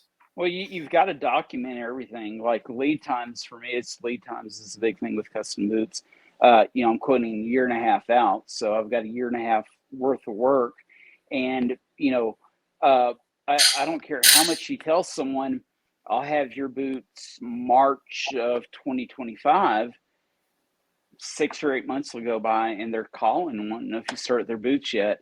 And so you have to bite your tongue, because you want to say, hell, you signed the deal that said your boots were going to be ready in 18 months. And so why are you calling it 6 months? And they're like, well, we're just checking. And here's where I have to bite my tongue. I want to tell people, look, don't call me. I do make friends real easy, and most of my customers do become my friends. But I do want to tell them, hey, we're not friends. Don't call me. I'll call you. I'll call you when the boots are done. But I still get those calls all the time, and it puts a level of stress on me. It's like, gosh, so I was down for, well, as I said, I was in the hospital for 60 days with COVID, but recovering when I came home. I was literally out of work. I didn't work for 100 days. And so when I got back to work, I was working half the speed. I didn't have stamina. I was working half the speed I was prior. And so I got really far behind. And, fortunately, most people were pretty understanding, but a few weren't understanding about it.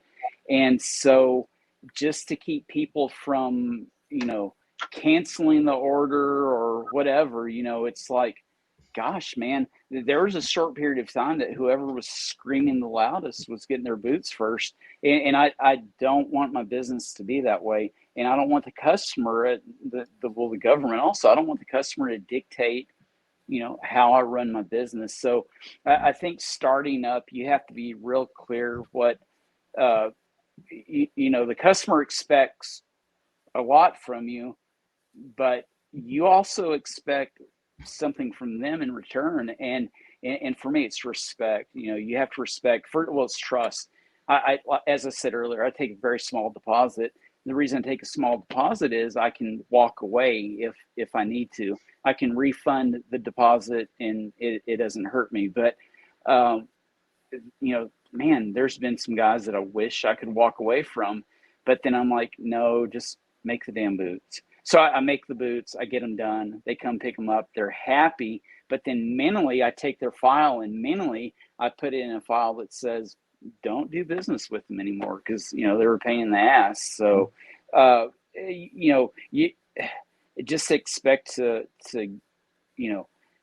I treat people good. I don't want people to treat me bad or disrespect me. And that's the big thing, is when I tell you your boots are going to be a year and a half, don't call me at 8 months. It's very upsetting. I get that all the time. And every bootmaker does. People are extremely impatient. And Mark, I think we've had this conversation before, but the impatience, I've seen it worse since COVID, but the impatience comes because people are so used to Amazon, and they're so used to, instant gratification, they place an order and they get it delivered the next day. And so when you tell someone 18 months, if they're savvy about custom boots, it's probably not that big of a deal. But But yet young people, like people in their 20s who order a pair of custom boots, you tell them 18 months and they're like, oh my gosh. I'm like, just order the damn boots and forget that you ordered them. In 18 months will go by fast. So, but yeah, everyone got spoiled. Everyone's spoiled with Amazon and spoiled with online shopping. Yep. And I'll admit it, I'm the same way. It's like, I'll literally like, if I'm going to buy ammunition, it's like, I've got to drive 15, 20 miles one way to okay, I'm guilty of this. This is what we're talking about. I don't know if y'all have them up there, but down here we have Academy Sporting Goods. And so Academy's typically their ammunition prices are a little bit cheaper. Yep. And so, and we really don't. I'm thinking about it in my area. I can't think of any brick and mortar or mom and pop gun stores. It's all big stuff. So, you know, I'll drive 15 miles to Academy because 556 is, you know, cheaper than, but I'll admit, so I'm spoiled also that, I get lazy and I'll order ammunition online just so I don't have to go out. So yeah, and get it in a few. I'm sorry, I'm rambling and I'm probably getting way off topic. So well, and just quick, shut up. Just quick to your point, Dustin. It's kind of funny because Mark will probably know where I'm going with this. There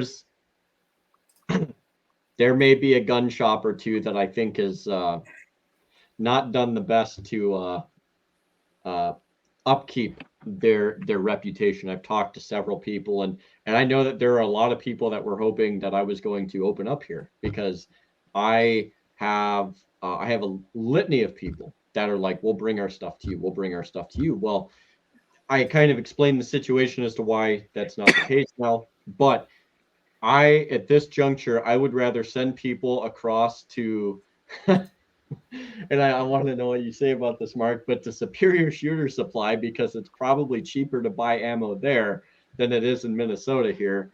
And the thing of it is like, it sounds bad, but if you go over the bridge, like 5 minutes over to Superior, things are about half the freaking price they are in Duluth. And it's like, how is that even a thing? So I just don't want you to go too far down that road. I totally agree with you, and that's a great conversation. But I want to come back to Kevin because as Dustin was talking and responding to that initial question, I mean, like, I could just feel his chi, like his let her rip. Force was like resonating horribly. So we got to get Kevin involved here. He's probably whenever I said whatever I said, Kevin was probably thinking, what a freaking idiot! I wish you. Oh no! I think you were just. I think you were pouring gas on the fire, Dustin. Oh, yeah. I think you were pouring gas on the fire. So let's. I wish that redneck would shut up. No, it's welcome. Yeah. Are you giving props to Redbeard? Yeah, props to Redbeard. I mean, yeah, Superior Shooter Supply is pretty nice. Yeah. But relatively speaking. Yep. This is Minnesota. I mean, the bar's pretty low. Again, no offense. For anyone listening, it's kind of a state joke because Superior Shooter Supplies in Wisconsin. Everything else we know is in Minnesota. So it's hard. Yeah. But with what Dustin was saying about customers, oh my goodness, I have been through the fire with that. I've been in the middle of my particular cult of customers for about 15 years now. And they are loyal, but boy, we have weeded a few out as time went on. And the hardest lesson for me to learn, and I can see he has had the same struggle, is not to take other people's feelings personally. To realize at the end of the day, $1 is $1. Having somebody who's going to come back and spend $6 or $10 later on is great, if they're really into it and if they really agree with your terms. So I first had to define my terms. Then I had to be okay catching flack for living by them. Yep. And now 2 or 3 years into all the shit we went through and just staying in business period, I'm really happy saying no. And that's fine with me. I'll take a loss if it means I can spend that hour putting stock on a shelf and letting it sit there until the right customer comes along. So I've done so much custom work in my life, I don't even know what a size is anymore. I just know numbers and a pattern. But to that point, before you go too far out the field, So we were talking this a little bit in the pregame, and I can't remember who had said it. Like, somebody threw out the traditional or the hackneyed, but the customer is always right. No. And we all know that's not the case. Like, so I just want to throw this out to your point. So I've had a few customers where I'm just like, here's your money back. Don't ever do business. No. With me. I think it was Dustin who just said, so I have a BOLO list, Dustin. I have a be on the lookout for. These people, as far as I'm concerned, they're banned. I will never do business with them again because they've either totally lied and ripped me off, or went over to China and had it was China for God, whatever the word was. We said it. What was that? Chinesium. Chinesium. Yeah, they went over for Chinesium. No. So I've got a bonus, but I think I divided into two camps. One is the camp where I just can't satisfy them. Their expectations are absolutely unreasonable, and they're not going to be happy, and they're just going to get out there and blast me. And no matter what you do, it will not make them happy. So then your best course of action. I'm saying this out loud for myself because I just did this recently. My best course of action was, here's your money back, and let's just go our separate ways and just and fuck your feelings. Yeah. Well, I didn't do it that way, but yeah. And the other camp are the people that really challenge me, and I give them a little bit of breathing room, and I see it through. And the 5 or 6 of those that I've had that I can remember, they're now my friends. Yeah, I saw what they really wanted, and I listened, and it really changed the way I looked at something. But as far as customers as a whole, I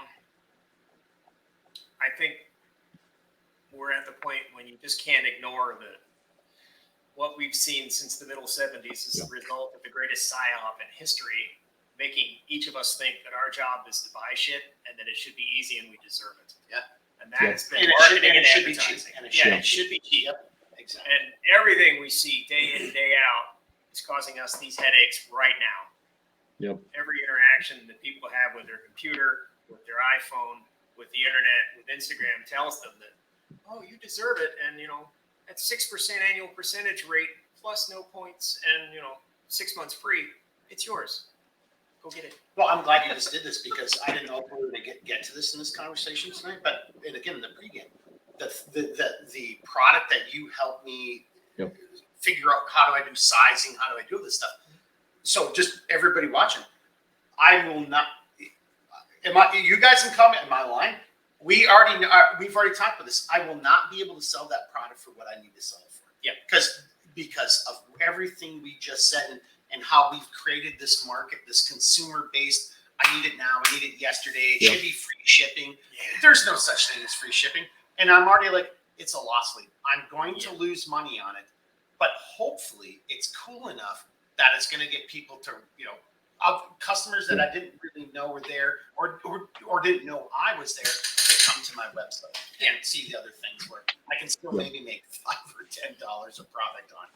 Seriously, Yeah. Do you want to respond to And that? And I have, as a business, as a craftsman. Yeah, you're a craftsman. You are a craftsman. I feel I've matured to the point where if I look at something and I know it's not worth my time and I'm not going to make money on it, I've got a whole shop full of bicycles, kayaks, and surfboards that are just calling me. Fuck it, I'm out. I'm going to go have fun, and I'll come back later when I feel like working and I've paid my dues. I think a lot of it's. I'm going to bring everybody to full screen. Go ahead, Dustin. You got it. No, I think it's partially my fault because I start rambling. But the question was posed earlier, and then I think I pushed it off topic, was where do you see small business in 10 years? And what, the system's broken. Can we fix it? Is it beyond being fixed? But I used to have the attitude about voting was if the candidate that I voted for or who I supported didn't win the election, I would try to be positive about it, and I would look at it and say, you know what, that's it. Assuming that the elections weren't rigged, assuming this or that, it's like, you know what, that's the will of the people. The will of the people spoke, and that's who got voted into office. And so and this is a scary thought, but I think 10 years from now, small business, this isn't what the people want.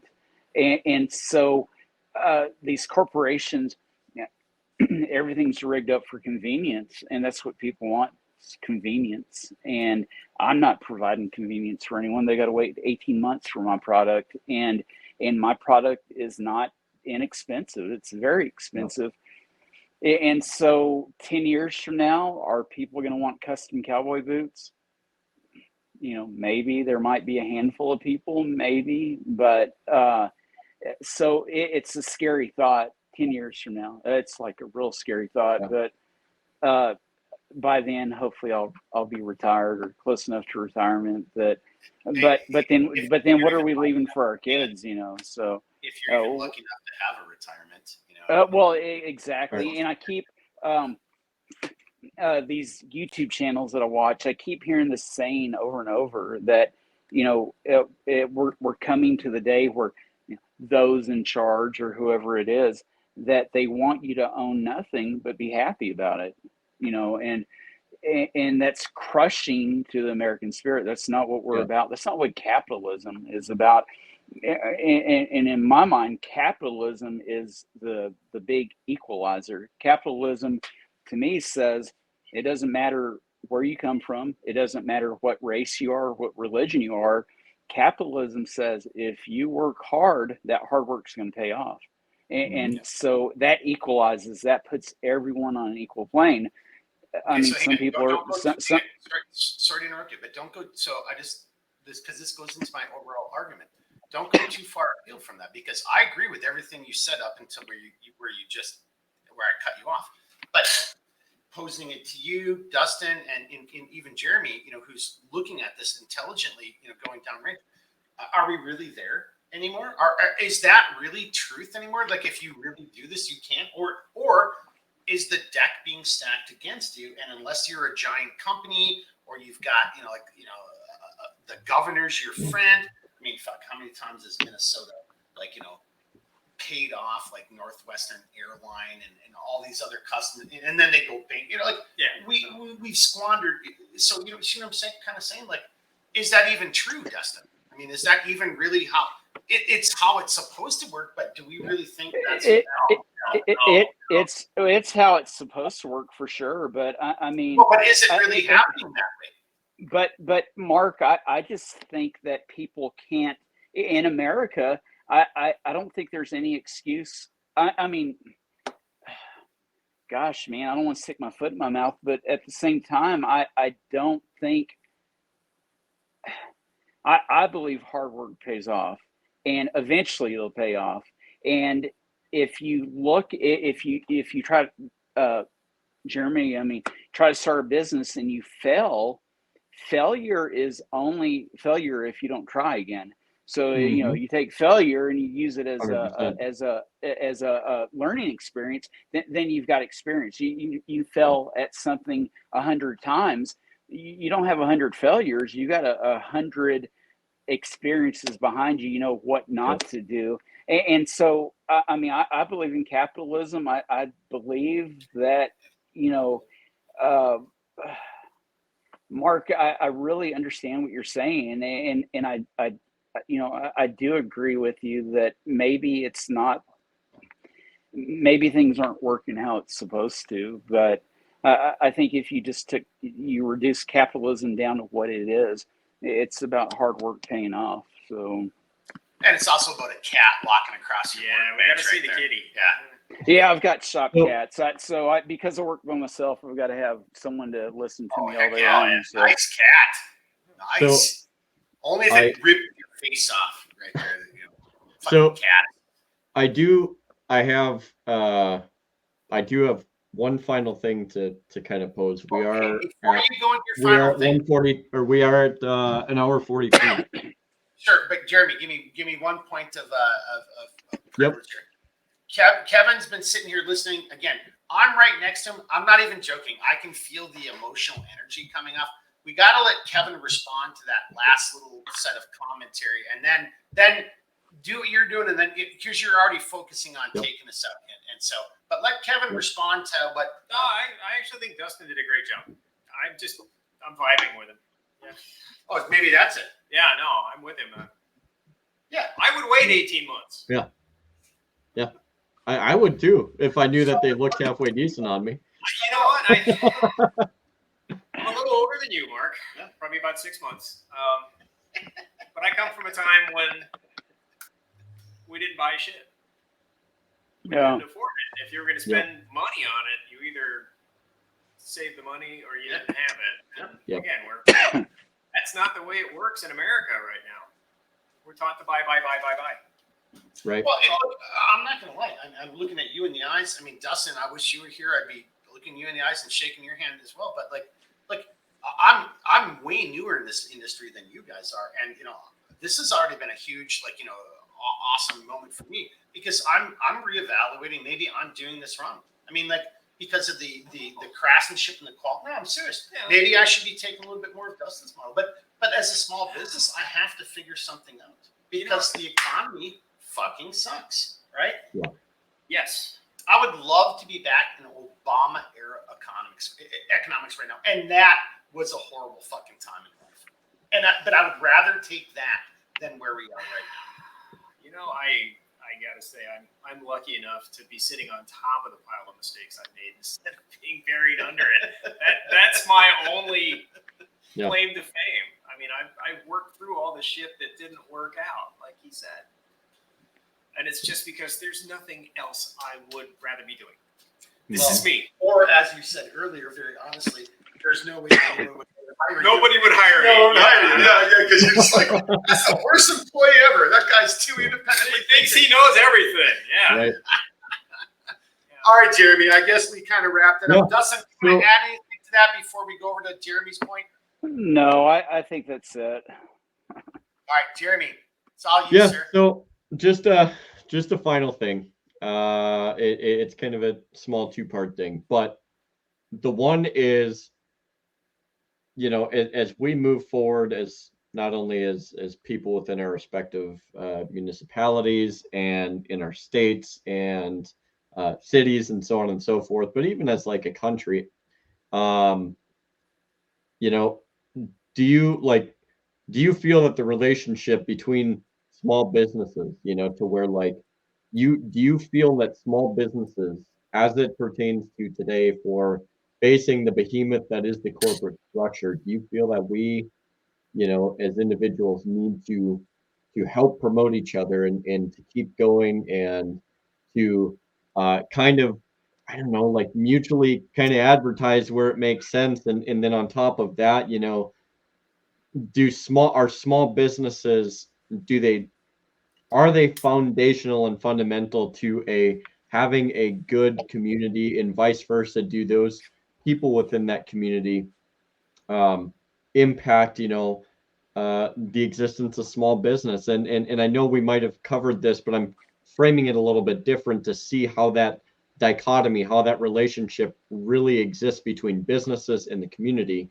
And then on one final note, do either of you foresee potentially taking an alternative form of like currency, whether it be like gold or something like that, in the future, or bartering potentially as a form of payment? Because I know that moving forward, like Mark, you've mentioned, the economy's shit. We have no idea where this is going to go. And I know that, I've dealt with people before to where it's like, hey, like I don't have this, but I can offer a service in return, or I have gold, or I have something that actually has value, unlike fiat money, monopoly money, funny money, that that you can get a return on your investment in, whether it's offering a product or a service. So I'm going to leave it at that. I want to hear what you guys have to say. I'm going to jump into it first, and then we'll bring it over to Dustin, and then we'll come back over to Kevin. But I'm going to take it from the last question and work backwards. Mm-hmm. I'm not going to answer that last question for obvious legal reasons. The question before that is, I think well, or take the other two questions, and I'll just give one response, which is just think of like rainforest or redwoods, or think of anything that's critical to an ecosystem, right? Something that, like, hey, oftentimes we'll get people like, saying, hey, if those horny toads die, then, well, that's not true. It's not the linchpin. But there are certain things in the environment that are linchpins, like, obviously trees. If there's no trees, there's no CO2, and everybody wants to talk about shit about it. But like, we need that. That's greenhouse gases are actually what is it.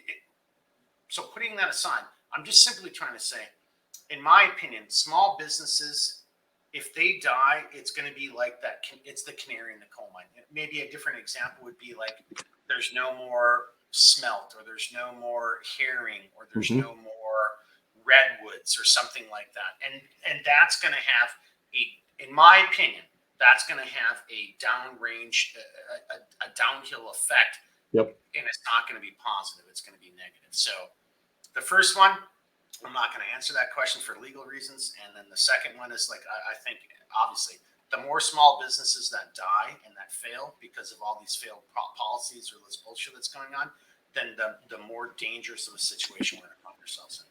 That's do you feel that other or small businesses within a community should support each other?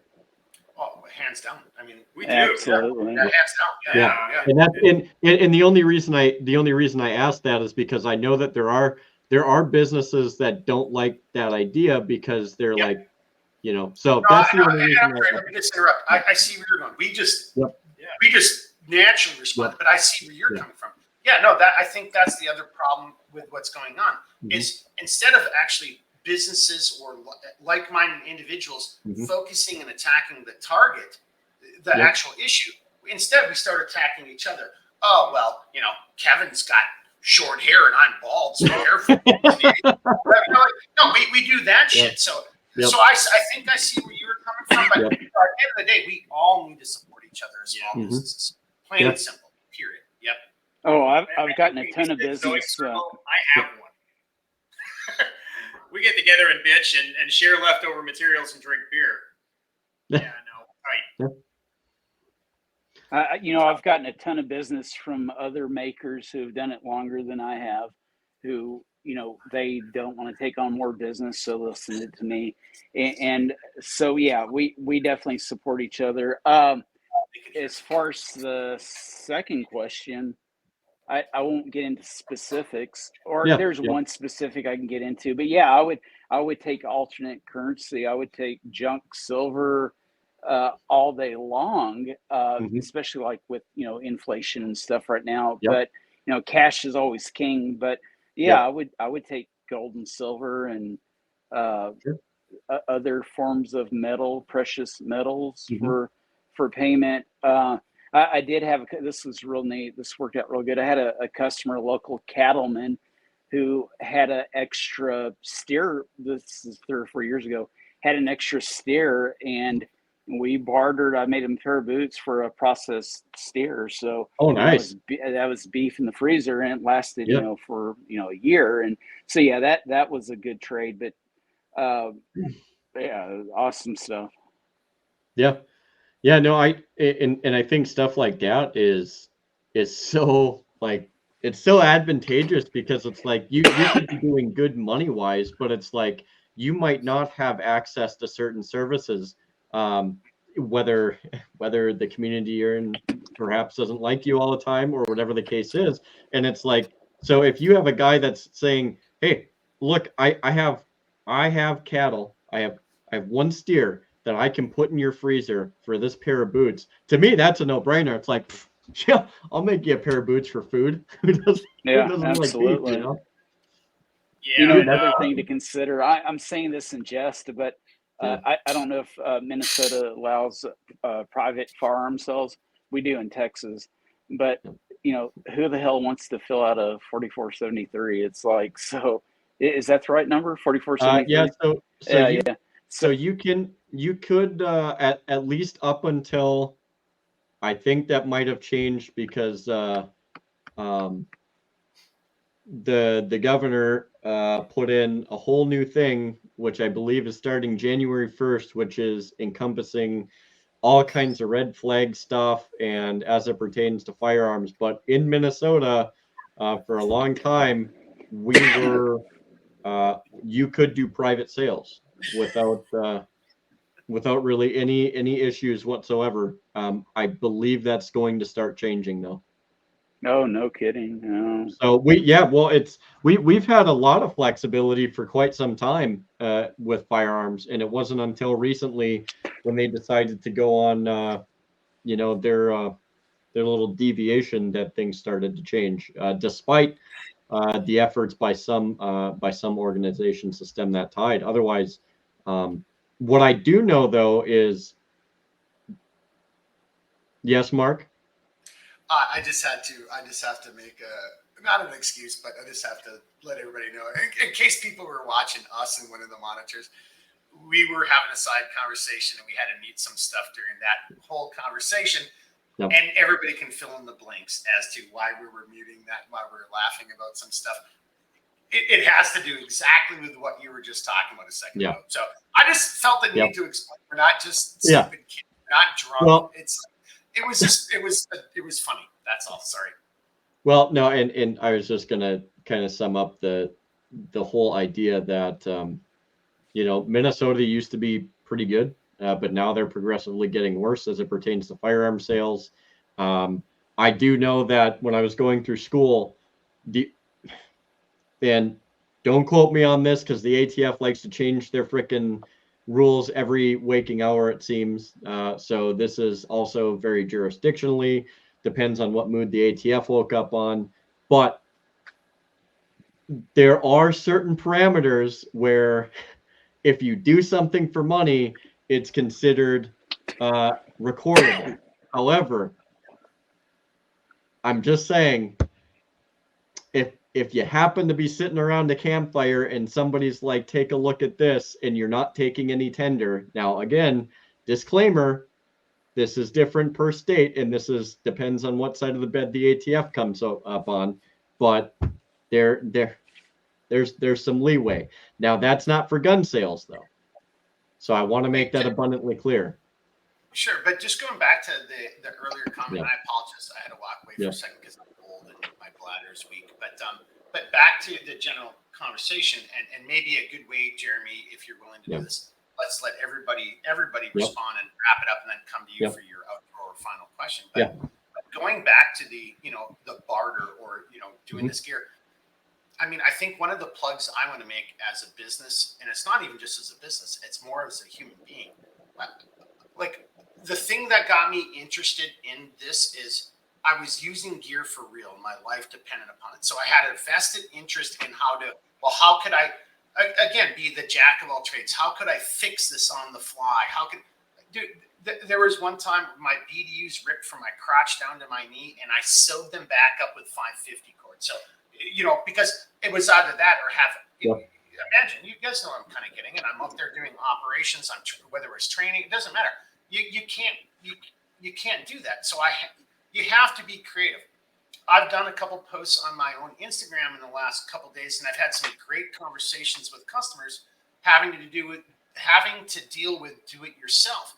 And I'm kind of doing, and I made a video a week or two ago, and I realized, well, you kind of schooled me on this. I exposed too much personal data in the video, and I've already been ripped off by so many other cheese dick bullshit companies, individuals. So, but I think I want to start doing that do-it-yourself again, because back to this whole barter thing is like, not only is it barter, I'm totally on board with it. I think that's part of humanity. Like, for example, Jeremy, if you would have reached out to me and you're like, hey, I make a leather sheath. Matter of fact, that's the post I did today. A guy made his own leather sheath. That is not what he does. That's not his business. He's got a completely different job, but he's learning skills and he's doing skills. And he made an awesome leather sheath. And he sent me a picture next to one of the belts I made for him.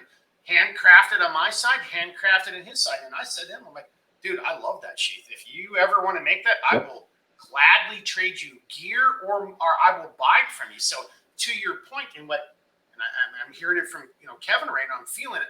I can see it a little bit in Dustin down below, but I can't feel it quite as much. Although he is stroking that awesome. I'm actually, But you guys see what I'm getting at? It's like there is something to be said about what Jeremy just said, and that's what I love about what we do, and that's what I love about small business is you don't have that opportunity when you're everything from Domino's to Nike. There's none of that stuff. Yeah. But when you're the local, the electrician or mechanic or one of us types of people, then suddenly, to your point, Jeremy, community starts to happen. And there's so much more that you can do. Yeah, I'll make you one of these things. Give me 2 dozen eggs or whatever it is. And see, I like that. So I just wanted to throw that out there. And I know he's got something to say, but Dustin, you were first, so go ahead. Well, no, I was just reading the quote below, the Abraham Lincoln quote, about America won't be destroyed. It'll be destroyed from within. And it goes back to the point that I made earlier. And as much as I hate to say this, but again, if you look at elections, fair elections or what have you, I hate saying it, but it's the will of the people. And, none of us want to lose what America is about. And eventually, and so I think about this. I'm going off on something completely different. We've got a generation of young adults now that have been born after 9/11, so they don't even know what 9/11 was about, and so that's a little bit frightening, also. But I think the point that I'm getting to this, the whole talk, democracy versus socialism, or not democracy, but everyone talks about socialism, and that seems to be the in thing now with kids in their late teens, early 20s, and that's frightening. I mean, that's absolutely scary. But 20 years from now, America, gosh, man, and I hate saying this on a live deal. I hate saying it on podcasts because people will probably bash me, but my fear is the United States will cease to exist. I mean, what's our lifespan? I mean, how much time do we have left? It's absolutely frightening. What kind of world are we leaving to our kids? I've got a 16-year-old son. I'm afraid for his future, but anyway, just some ramblings, I guess, just some thoughts that come up. You just did a better job of summarizing the argument I never made throughout this whole podcast, which is if small business dies in America, then the thing you're talking about will come to fruition. They will never know. And then to bring it back over to Kevin, let's just get back into the barter. That's another thing about being human, right? It's such a part of who we are on 2 levels. One, it's a need. You have a need, I have a need. Let's exchange and take care of each other. And probably the better second part of that is, for us, it goes back to the lesson we learned that's probably most important in our life that we pick up in kindergarten. The best part of the day is show and tell. What do I do? Look what I did. I'm so proud of this. And somebody says, look at this. And we go, yeah.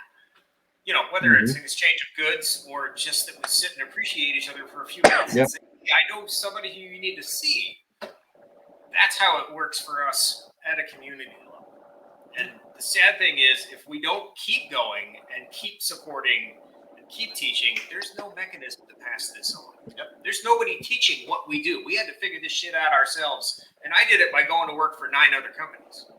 Yeah. And I was lucky enough to have a lot of bosses who looked at me and said, yeah, you're like crazy into this. Just make sure you put in your 8 hours, then you can use the machinery after hours for your own stuff. Yeah. But guys, I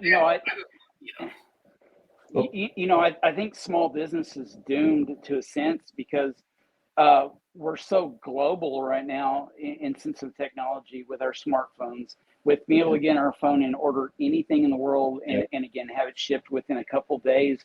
And if you thought about some fictitious shit hits the fan book, whatever title you want to pick out, and there's an EMP blast us all back 200 years, maybe America needs a reset, because 200 years ago, 100 years ago, 70 or 80 years ago, small business was so prevalent because we weren't global, and you had to shop small business, you had to do business with small business.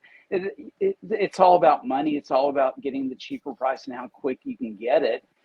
And so I did read a book, a nonfiction book about peak oil, and this man was just this. I don't remember the author's name, but he was describing what would happen if oil was no more. And we're so used to driving 20 miles to a strip mall, in a big SUV. I'm not knocking that by any means, but I still believe oil is the way to go. But eventually we could run out, whether it's 50 years down the road, 100 years down the road. Right now, oil is the way to go. But imagine a world where you literally just went a mile or two down the road to a farmer's market, and you did all your grocery shopping at a farmer's market, and the local farmer benefits from it. His field hands benefit from it, and rather than going to Costco or wherever. And I don't want anything cataclysmic to happen, but again, you almost want to believe that a reset's what America needs. We're so far attached or detached from what America used to be. There's no going back, and it's hard to think.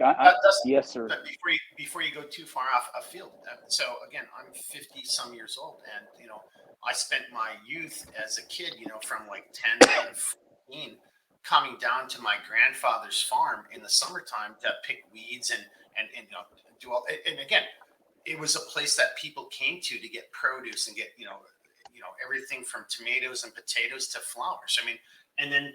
But back to your other point again, and maybe giving you guys a chance to respond and let Redbeard figure out how to take us out on this. But that's it. If we do have a reset, Dustin, I mean, like, there's a part of me that almost feels like this is super. It's very well thought out and evil. If there's fewer Kevins, Mark, and Dustins and Redbeards out there, and again, and other people who are greenhousing and growing their own crops and whatever, if there's fewer of us out there, then how much more easy is it? How much more easy would it be to control the population at large? Because no one has even a basic skill. Everything from like fishing brookies to, dude, doing what I just said, even a stupid stitch. I wasn't a good sewer back then. I was like, 19 years old. I just took some 550 cord and a needle because we all had, sewing kits back then in the military. We all did. We all sewed in our own buttons and stuff. And I just sewed some 550 cord through my goddamn BDUs. Like, so if you disappear, think about this. I could come to a deer hide and you could fashion that into a piece of clothing, right? But if you're not around, then who can fashion anything into clothing? Or if Dustin, who's my cobbler? Who can help me fashion a set of boots? If none of us are around, well, then who do we all have to turn to? The government controlled corporation. I'll give you this if you show up and take your shot or do whatever the fucking evil thing they want to do. Yeah. I honestly, there it is. That's the end. That's my argument right there. I think that's what we're being set up for. Well, Jeremy, before you say anything, let these guys respond, and then you take us your final comments. Are you eating crackers? That guy. I'm fucking starving. He is always eating. I told you that beforehand. He is always eating. You just say he ate about 30 pounds a day. Yes. No, I agree with you. It almost seems like we're being set up for this 1984 novel. It's like, I don't have a whole lot to add to that, Mark. I mean, I do agree with you. I'm done. Right. I don't want to start rambling again. Well, it ain't rambling. We're screwed, man. I mean, it's not good. I mean, I can fall back on any type of leather craft. I can fall back on boot and shoe repairs. So I mean, right now, I'm depending on. Again, my product's not inexpensive, so a faltering economy doesn't affect my customers so much. They're still going to buy boots. But if it got to the point, I mean, if it got really bad, then I can just turn to boot and shoe repair and make a living doing that. Well, I don't know if I can make a living. I can feed my family, so I don't have much else to add to that. All right. Well, I kind of want to turn this over to Kevin anyway, because the other thing I want to add to that is thinking of where we live, and it's no, and I mean no offense to anybody else in any other part of America or the world, but I know you're a bow hunter, I'm a bow hunter, so there's other aspects too, and that's even starting to be like, you know, stripped away. So your thoughts on that, sir? Ooh, well, I agree with Dustin on being able to live on people's disposable income, because that's basically my customer base too. I am not cheap either. Excuse me a second. Oh, I'm old, so I'm cramping up too. But Yeah, at least you could sit up. I couldn't do it. You just did yeah, right no, there. well, That, I would have had a lot more groans in there, but no, but wow. Oh, I've been sitting too long. Oh. I would recommend a good book by an author named Bill McKibben called Deep Economy. And he describes how these local economies and these small circular groups of money traveling from neighbor to neighbor to neighbor really is what we need to fix our economy.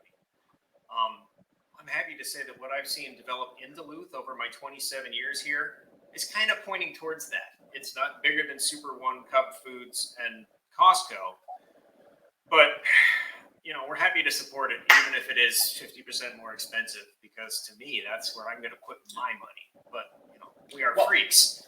but and also to the point earlier, because it's Marshall Hardware and they know what the hell they're talking about. You're not going to get that level of expertise at the big box stores. No, small town America and small town economies are the solution. They're just not subsidized by government. Yeah, and they won't be subsidized by Better Business Bureau or the Chamber of Commerce. Yeah, that's what I meant to say. Yep. Yeah, and you actually, then I just realized this night that, like, at least somebody's been writing stories about you, so you at least got that going for you. That's awesome, because I can think of, again, other people. No one's written stories about them. I mean, like, so hey, and if you don't mind, text me what you just said about that book or that gentleman. I'll put that in there so people can. Yeah, it's a great read. Yeah. It's completely apolitical. It's just basic fucking local economics, and it all makes sense. But you know, speaking of local economics, I mean, say a mid-sized city or a mid-sized town, you know, they benefit more from Lowe's as opposed to your local hardware store. So, you know, it's like a double-edged sword. Your community's going to benefit more job creation, tax revenue from the corporations, more so than the mom and pop store that's got 5 employees. So it's a double-edged sword, and we've got to be real careful with that. And here's what I love about our podcast, and I'm not disagreeing with you, Dustin, but I'm just going to point out it's a different level of macro and microeconomics. I mean, do we want a community where more people are employed by Lowe's, or do we want a community in which there's 4 other really good, equally good, or whatever type of stores that employ all those people, but there's more small businesses? See, that's I get it, and I agree with you completely. Yeah, I can guarantee Marshall Hardware is paying a higher tax rate than Lowe's does. Fuck yeah. Yeah, right. Yes, exactly. Yeah. And Lowe's doesn't even come close to offering the same level of expertise as Marshall. And you can't take your dog in. No, well, I mean, you can't do that, right? Yeah. And it's not, hey, how you doing? And da da da. And again, there's just so much more to be said for that. And I think, Jeremy, I see you chomping on the bit back there, and I apologize, sir, but that I think that was the perfect way to end my final portion of the conversation. I'm out. Mm-hmm. Yeah. This is what I think needs to happen in America, and it's going to be really sad if we don't pull our heads out of our 4th point of contact and realize, again, whether it's my business, whether it's Dustin's business, whether it's it doesn't matter the small business, but you've got to find some small business and support it. Plain and simple. You've got to take the government regulations out of it. The government's holding back business so much. Take the government regulation out of it. Water flows to the most level point. It's self-leveling, and that's what you have. That's how you have to look at economics. Or free enterprise. free enterprise works, and it works best without interference. Sorry, I just put you full screen. That's just my thought on it. Take a sneak peek in your shop again. Yep. You know, like I was like, I just keep seeing license plates, but I'm like, oh, maybe we'll see one of his tooling stations or something like that. You know, oh, there was one right I behind don't know you. if I can. Oh, see, oh, now we lost him. God dang it! God dang it. All right, Redbeard. I don't know if he's going to come back. He Yeah. was moving around the shop, and he moved into the dead zone, the Bermuda Triangle of no internet access. Maybe he'll come back. But we're at that. We're wrapping up, and you've been biding your time. So take us up, sir. Final comments, outro, whatever you want to do. So I'm gonna kind of surmise my thoughts here a little bit, and then I'll hit the outro. But I just want to say that, you know, small businesses, as it relates to not only our communities and our state and our country, were, you know, in part. Well, I shouldn't say in part. Small businesses, as well as, you know, personal property outside of business being a form of property, they were highly regarded by our founders as being, you know, fundamental to defending our rights and our liberties. They are the cornerstone of our communities, and they are the springboard of, you know, what they had perceived as being a successful country. When you don't have a form of property in which you can, you know, fall back on to defend, if you don't have something tangible to defend from, whether it's your home, whether it's your business, or whatever the case might be, it becomes very hard to defend your liberty and your rights. And so these things were very much highly regarded by the founders. Now, I will say that, just slightly going back to something that you had brought up, Mark, but, you know, when you look at certain things that the government gets involved in, and they can kind of dictate the outcomes of certain services or goods, if you will. One thing that I saw, and I don't remember if it was at the federal level or the state level, but there was a piece of legislation that wanted to make it illegal for the average person to clean their firearm without an FFL. Just think about that.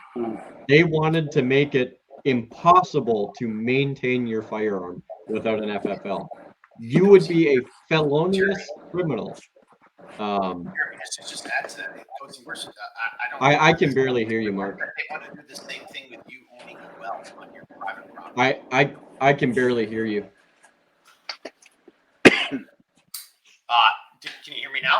Yeah, that's more better. I'm sorry to interrupt, but I just wanted to add to it. It goes even worse. They want to do the same thing when it comes to you even having a well on your property. Your property, well, and that's and that's what I'm saying is, like, if they're going to try and attack certain aspects of your property, which, whether it's a well, or whether it's a firearm, whether it's your car, whether it's a piece of food that's on your plate, you know, they are going to attack property because they know it's a sure way to destroy liberty and rights. And it's no different from your business.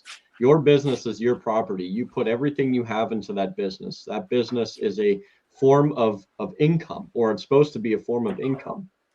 If they can regulate, tax, and absolutely diminish your ability to reciprocate any type of livelihood from your business, that is an assault on your property.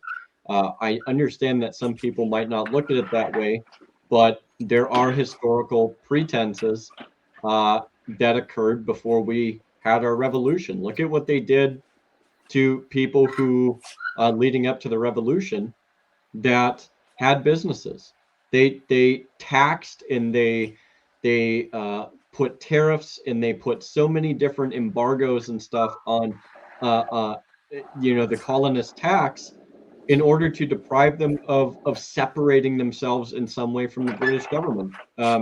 This was in the 27th. This was partly in the 27 separate grievances outlined in the Declaration of Independence. Look, if we are going to retain our liberty and our rights, and most importantly, our right to self-determination as a people, we have got to limit the reach of government in our property, and that includes our businesses. We cannot be free if they continue to do that. So that's just kind of my little cherry on top of everything, I guess, from a constitutional perspective. But they will do everything they can to destroy, and it doesn't have to be physically. They can cripple you financially and otherwise. So, and when I see small businesses, especially like you, Mark, because I've known you longer than anybody else, but it's like I've seen some of the ups and downs you've gone through. We've talked a lot, I would say, over the duration of time, more so in recent years. But I really have a heart for small businesses because I know the potential of what they can do for our communities. I know the potential of what they can do for each other. But in the end of the day, if we as individuals and as business owners or potential business owners don't start asserting ourselves in a way that's going to put us in a position of advantage, we're going to, lose outright. And we will be at that point that Dustin brought up, to where we're going to have to hard reset. If not, that may be what we have to do anyways. So which I think people don't think about it afterwards, but it's like after that reset happens, then what? Nobody thinks about what to do afterwards. It's always, we're just going to do this, and there's no forethought after that, and there's no assurances. So we've got to work now more diligently than ever to preserve what we have, and hope that we can keep some semblance of it if that reset happens. I love what you just said, because for me personally, it takes the two most of my whole life. If you want to define the chapters of my life, the two most defining chapters of my life, my time in the agency and now my time as a small business owner. And you just brought both of them together, because in the agency it was like, oh, that's a great idea, but what about this? No one wanted, to your point, no one wanted to think about, well, what happens after that, or how do we do this, or what are the ramifications? Like, that's a great idea, but I don't want to talk about the logistics or the mundane and the bullshit. Is it even sustainable? Yeah. Can I actually get this yardage I need? Or how much does it cost? And how does that affect my cost of goods?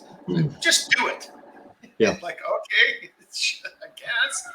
Hey, so with your permission, Jeremy, we're at 2:20, 2 hours and 20 minutes. How about we just go around, final comments, come back to you, and then and I'll take us out. Your final comments and outro. My final comments are simply this, and then, matter of fact, why don't we go my comments, then we'll go to Dustin down below, come back to, oh, you're right there. See, I'm looking in the camera, but you're right there. And then he's only next to you. We'll come back over to Kevin. Kevin will be the ultimate final comment, and then we'll turn it over to Jeremy. My final comment is, I really liked, and I apologize to everybody who's watching this. I mean, like, all of our podcasts are kind of from the hip, but I actually liked the last, for me, I thought the last 30 minutes was probably the most pertinent, because I think that's when we finally all realized where we were trying to go. It's a conversation, but it culminated at the very end, and I really like that the most. And at the end of the day, it is community, and there's ways we can do this, and there's people that we can work with, and we shouldn't be fighting with each other. None of that shit. Like to Dustin's point, there's people in his boot community, and they all talk to each other. That's exactly what it should be, right? Not fucking each other over, not stealing people's ideas, not buying somebody's product and going over to China or to Filson. Or to Filson, or whatever. We're set, So no, none of that stuff. I don't know.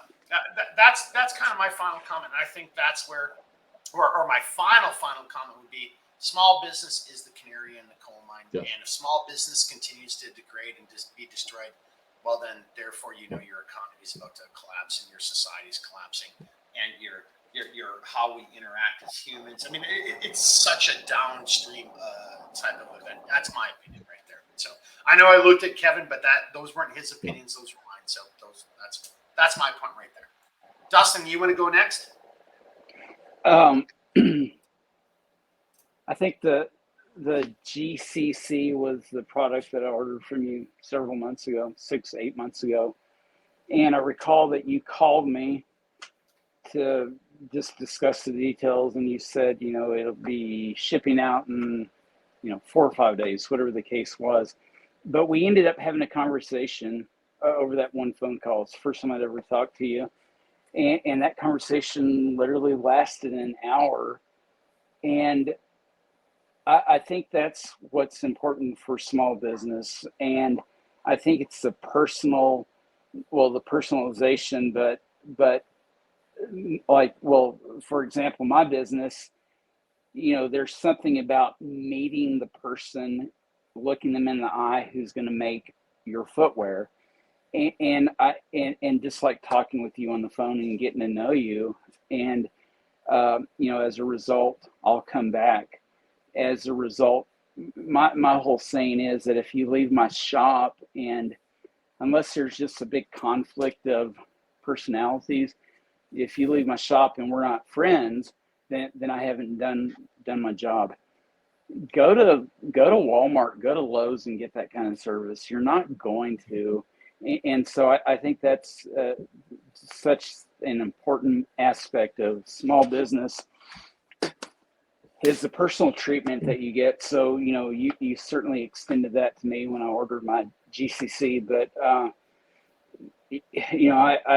hope all's not lost, but, I just think, and I'll go back to the point where I said, everyone who's holding a smartphone, we're globally now, and that hurts. That's going to hurt later on, and it's hurting us now. And think about if you lived in a real rural setting 60, 70 years ago when COVID happened, you probably wouldn't have even heard about it, and you probably wouldn't have gotten sick. And so because we get news so instant, something had happened literally, a minute ago across, on the other side of the world, we're going to hear about it.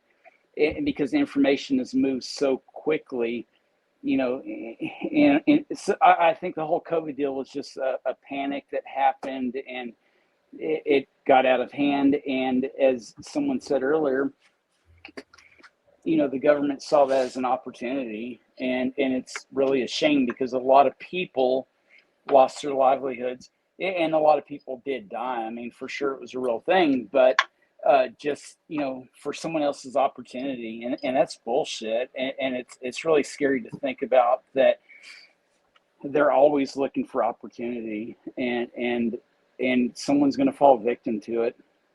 And that's pretty much all I've got. Well, those are some pretty goddamn solid words right there, sir. Yeah. All right. Well done. I'm out of words. I just know I'm going to keep my dental care up in case we have a hard reset. Wake up in the morning. Don't make anything you can't be proud of. Yeah. Hell yeah. Yeah, I mean, absolutely. You got to go to bed every night and have a clear conscience of what you did during the day. And we talked about this a little bit in the pregame, and it's like, there's companies that are like, yeah, I know I could do better, but but this gets it. I can sell it at a price point. You respond. The market is unimportant. If you make something and you put it out there and it's expensive, somebody's going to come along, hopefully, and look at it. And go, it's got to be worth it. Yeah.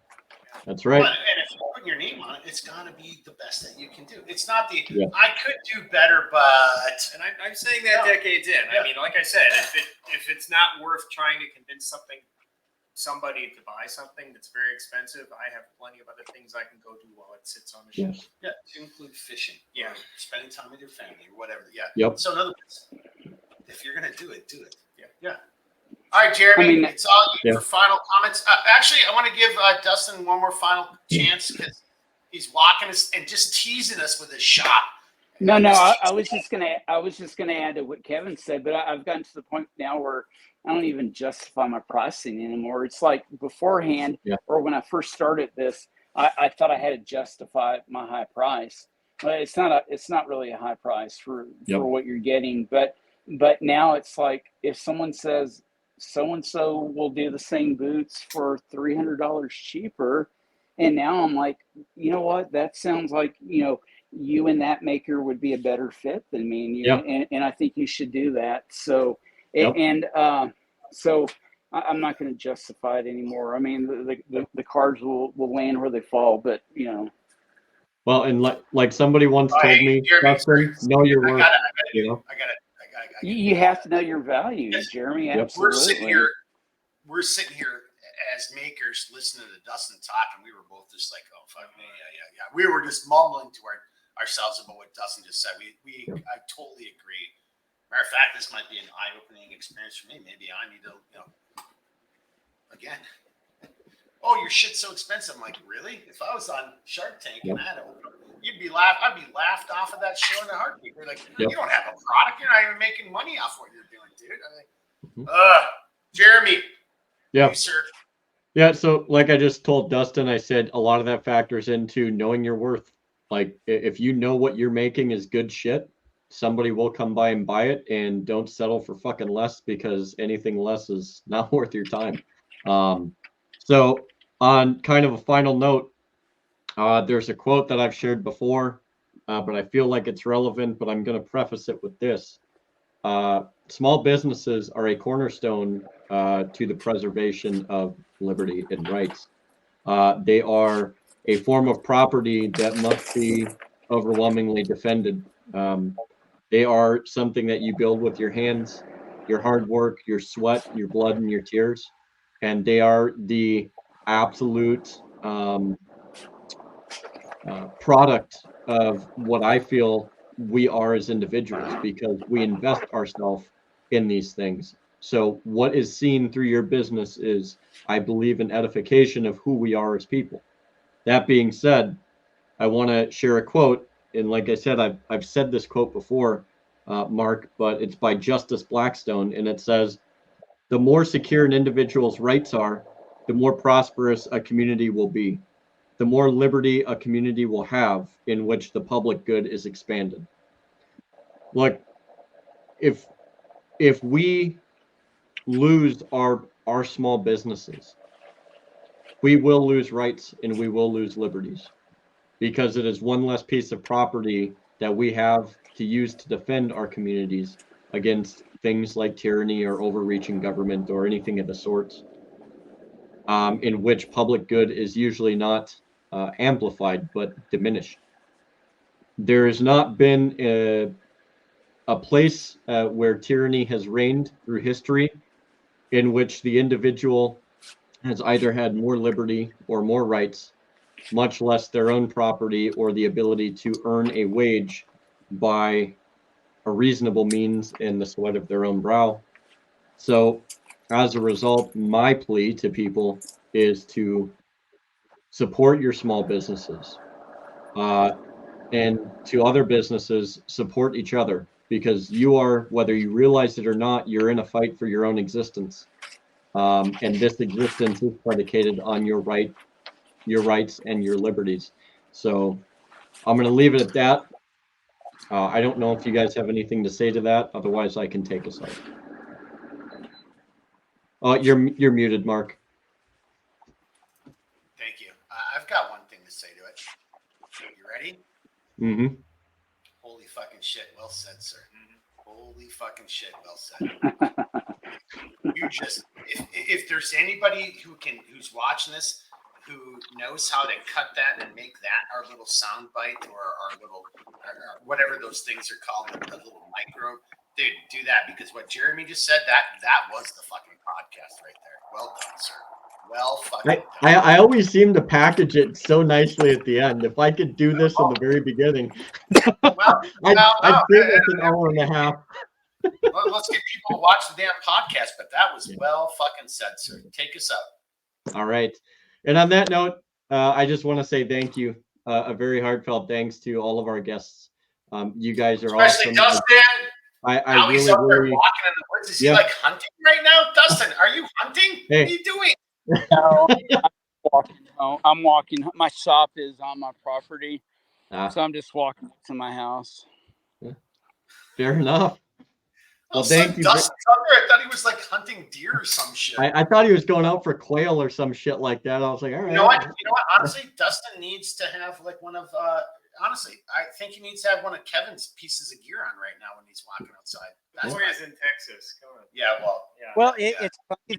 It's really funny that you mentioned that. Stroke would be an issue right now. Yeah. It's really funny that you mentioned that because our plans are to retire to Alaska, and so Filson is the name that everyone knows, and because I guess they do a lot of marketing or whatever, and so I'm down with wool clothing, and it's like Texas is getting so crowded. Alaska is still pretty kind of libertarian, and they value gun rights up there and individual rights, and I'm like, man, it took me a long time, but I talked my wife into agreeing to move up there one day. So There you go.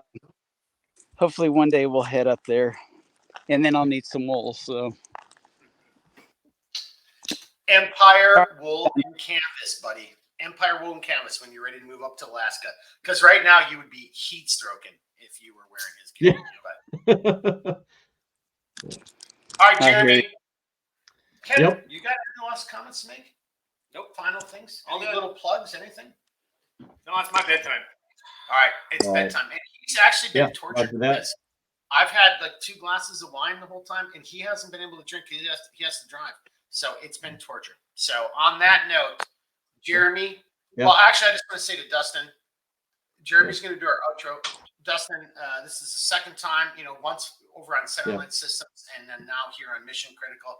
You're a good man, Charlie Brown. Thank you so very much from me and from everybody. I know that, but for me specifically, from the bottom of my heart, I really thank you and appreciate you taking the time out of your life to join us on our stupid. Well, podcast. I do appreciate the invite. I enjoy doing it. I just hope people don't get tired of hearing my bullshit. So I don't think that's going to be the case. Yeah. Cool. Jeremy. All right. Well, yeah, like I said, thank you to you. both of you. Seriously. Really, really appreciate both of you taking the time out of your days to come spend with us and shoot the shit about small business and hearing your guys's views and your experiences and stuff like that. And hopefully this will provide some insight if somebody else wants to start a business and what they could expect and the challenges that are there. It's really big. And also I want to say thank you to all of our viewers, the viewers that take time out of their days to come and watch this. It's really helps us, and our main goal is not necessarily to get the most, but for those of you that do come to get something out of it that is hopefully meaningful and worth the time that you spend here. So on that note, Mark, do you have anything left, or you want me just to take her out? One last thing. Next podcast is going to be the giveaway podcast. Yep. All right. Yeah. No, that's a good thing to point out there. So, but yeah, on There's that. only a giveaway if they can answer Redbeard's secret squirrel fucking questions, and he's throwing out some pretty tough ones. So, but there will be some good gear to give away next podcast. But Redbeard does not slack off on the questions. I'm here to tell you. No. So on that note, thank you, everybody. We greatly and humbly appreciate it. And on that note, Mark, I think this is your favorite part. Look, the flame of liberty shall not and will not ever be extinguished so long as there's good people that are out there willing to defend and support it. And that means each and every single one of you. You guys, like Marcus said, you are the resistance. You are the bastion of defense and support that liberty and rights needs. And in this case, small businesses. So you guys keep kicking ass, and we'll see you on the next one. Woo! Cheers. All right, everybody. See you next time. Thanks, everybody. Dustin, thank you. Kevin, all right, thank we'll you. talk. We'll talk soon. Redbeard, thank you as always. Dustin, you're a good man, Texas. Yeah, thanks. You are too. I appreciate it. All you guys All right, are everybody. great. Have a good night. See you next week. Thanks, everybody. Woo!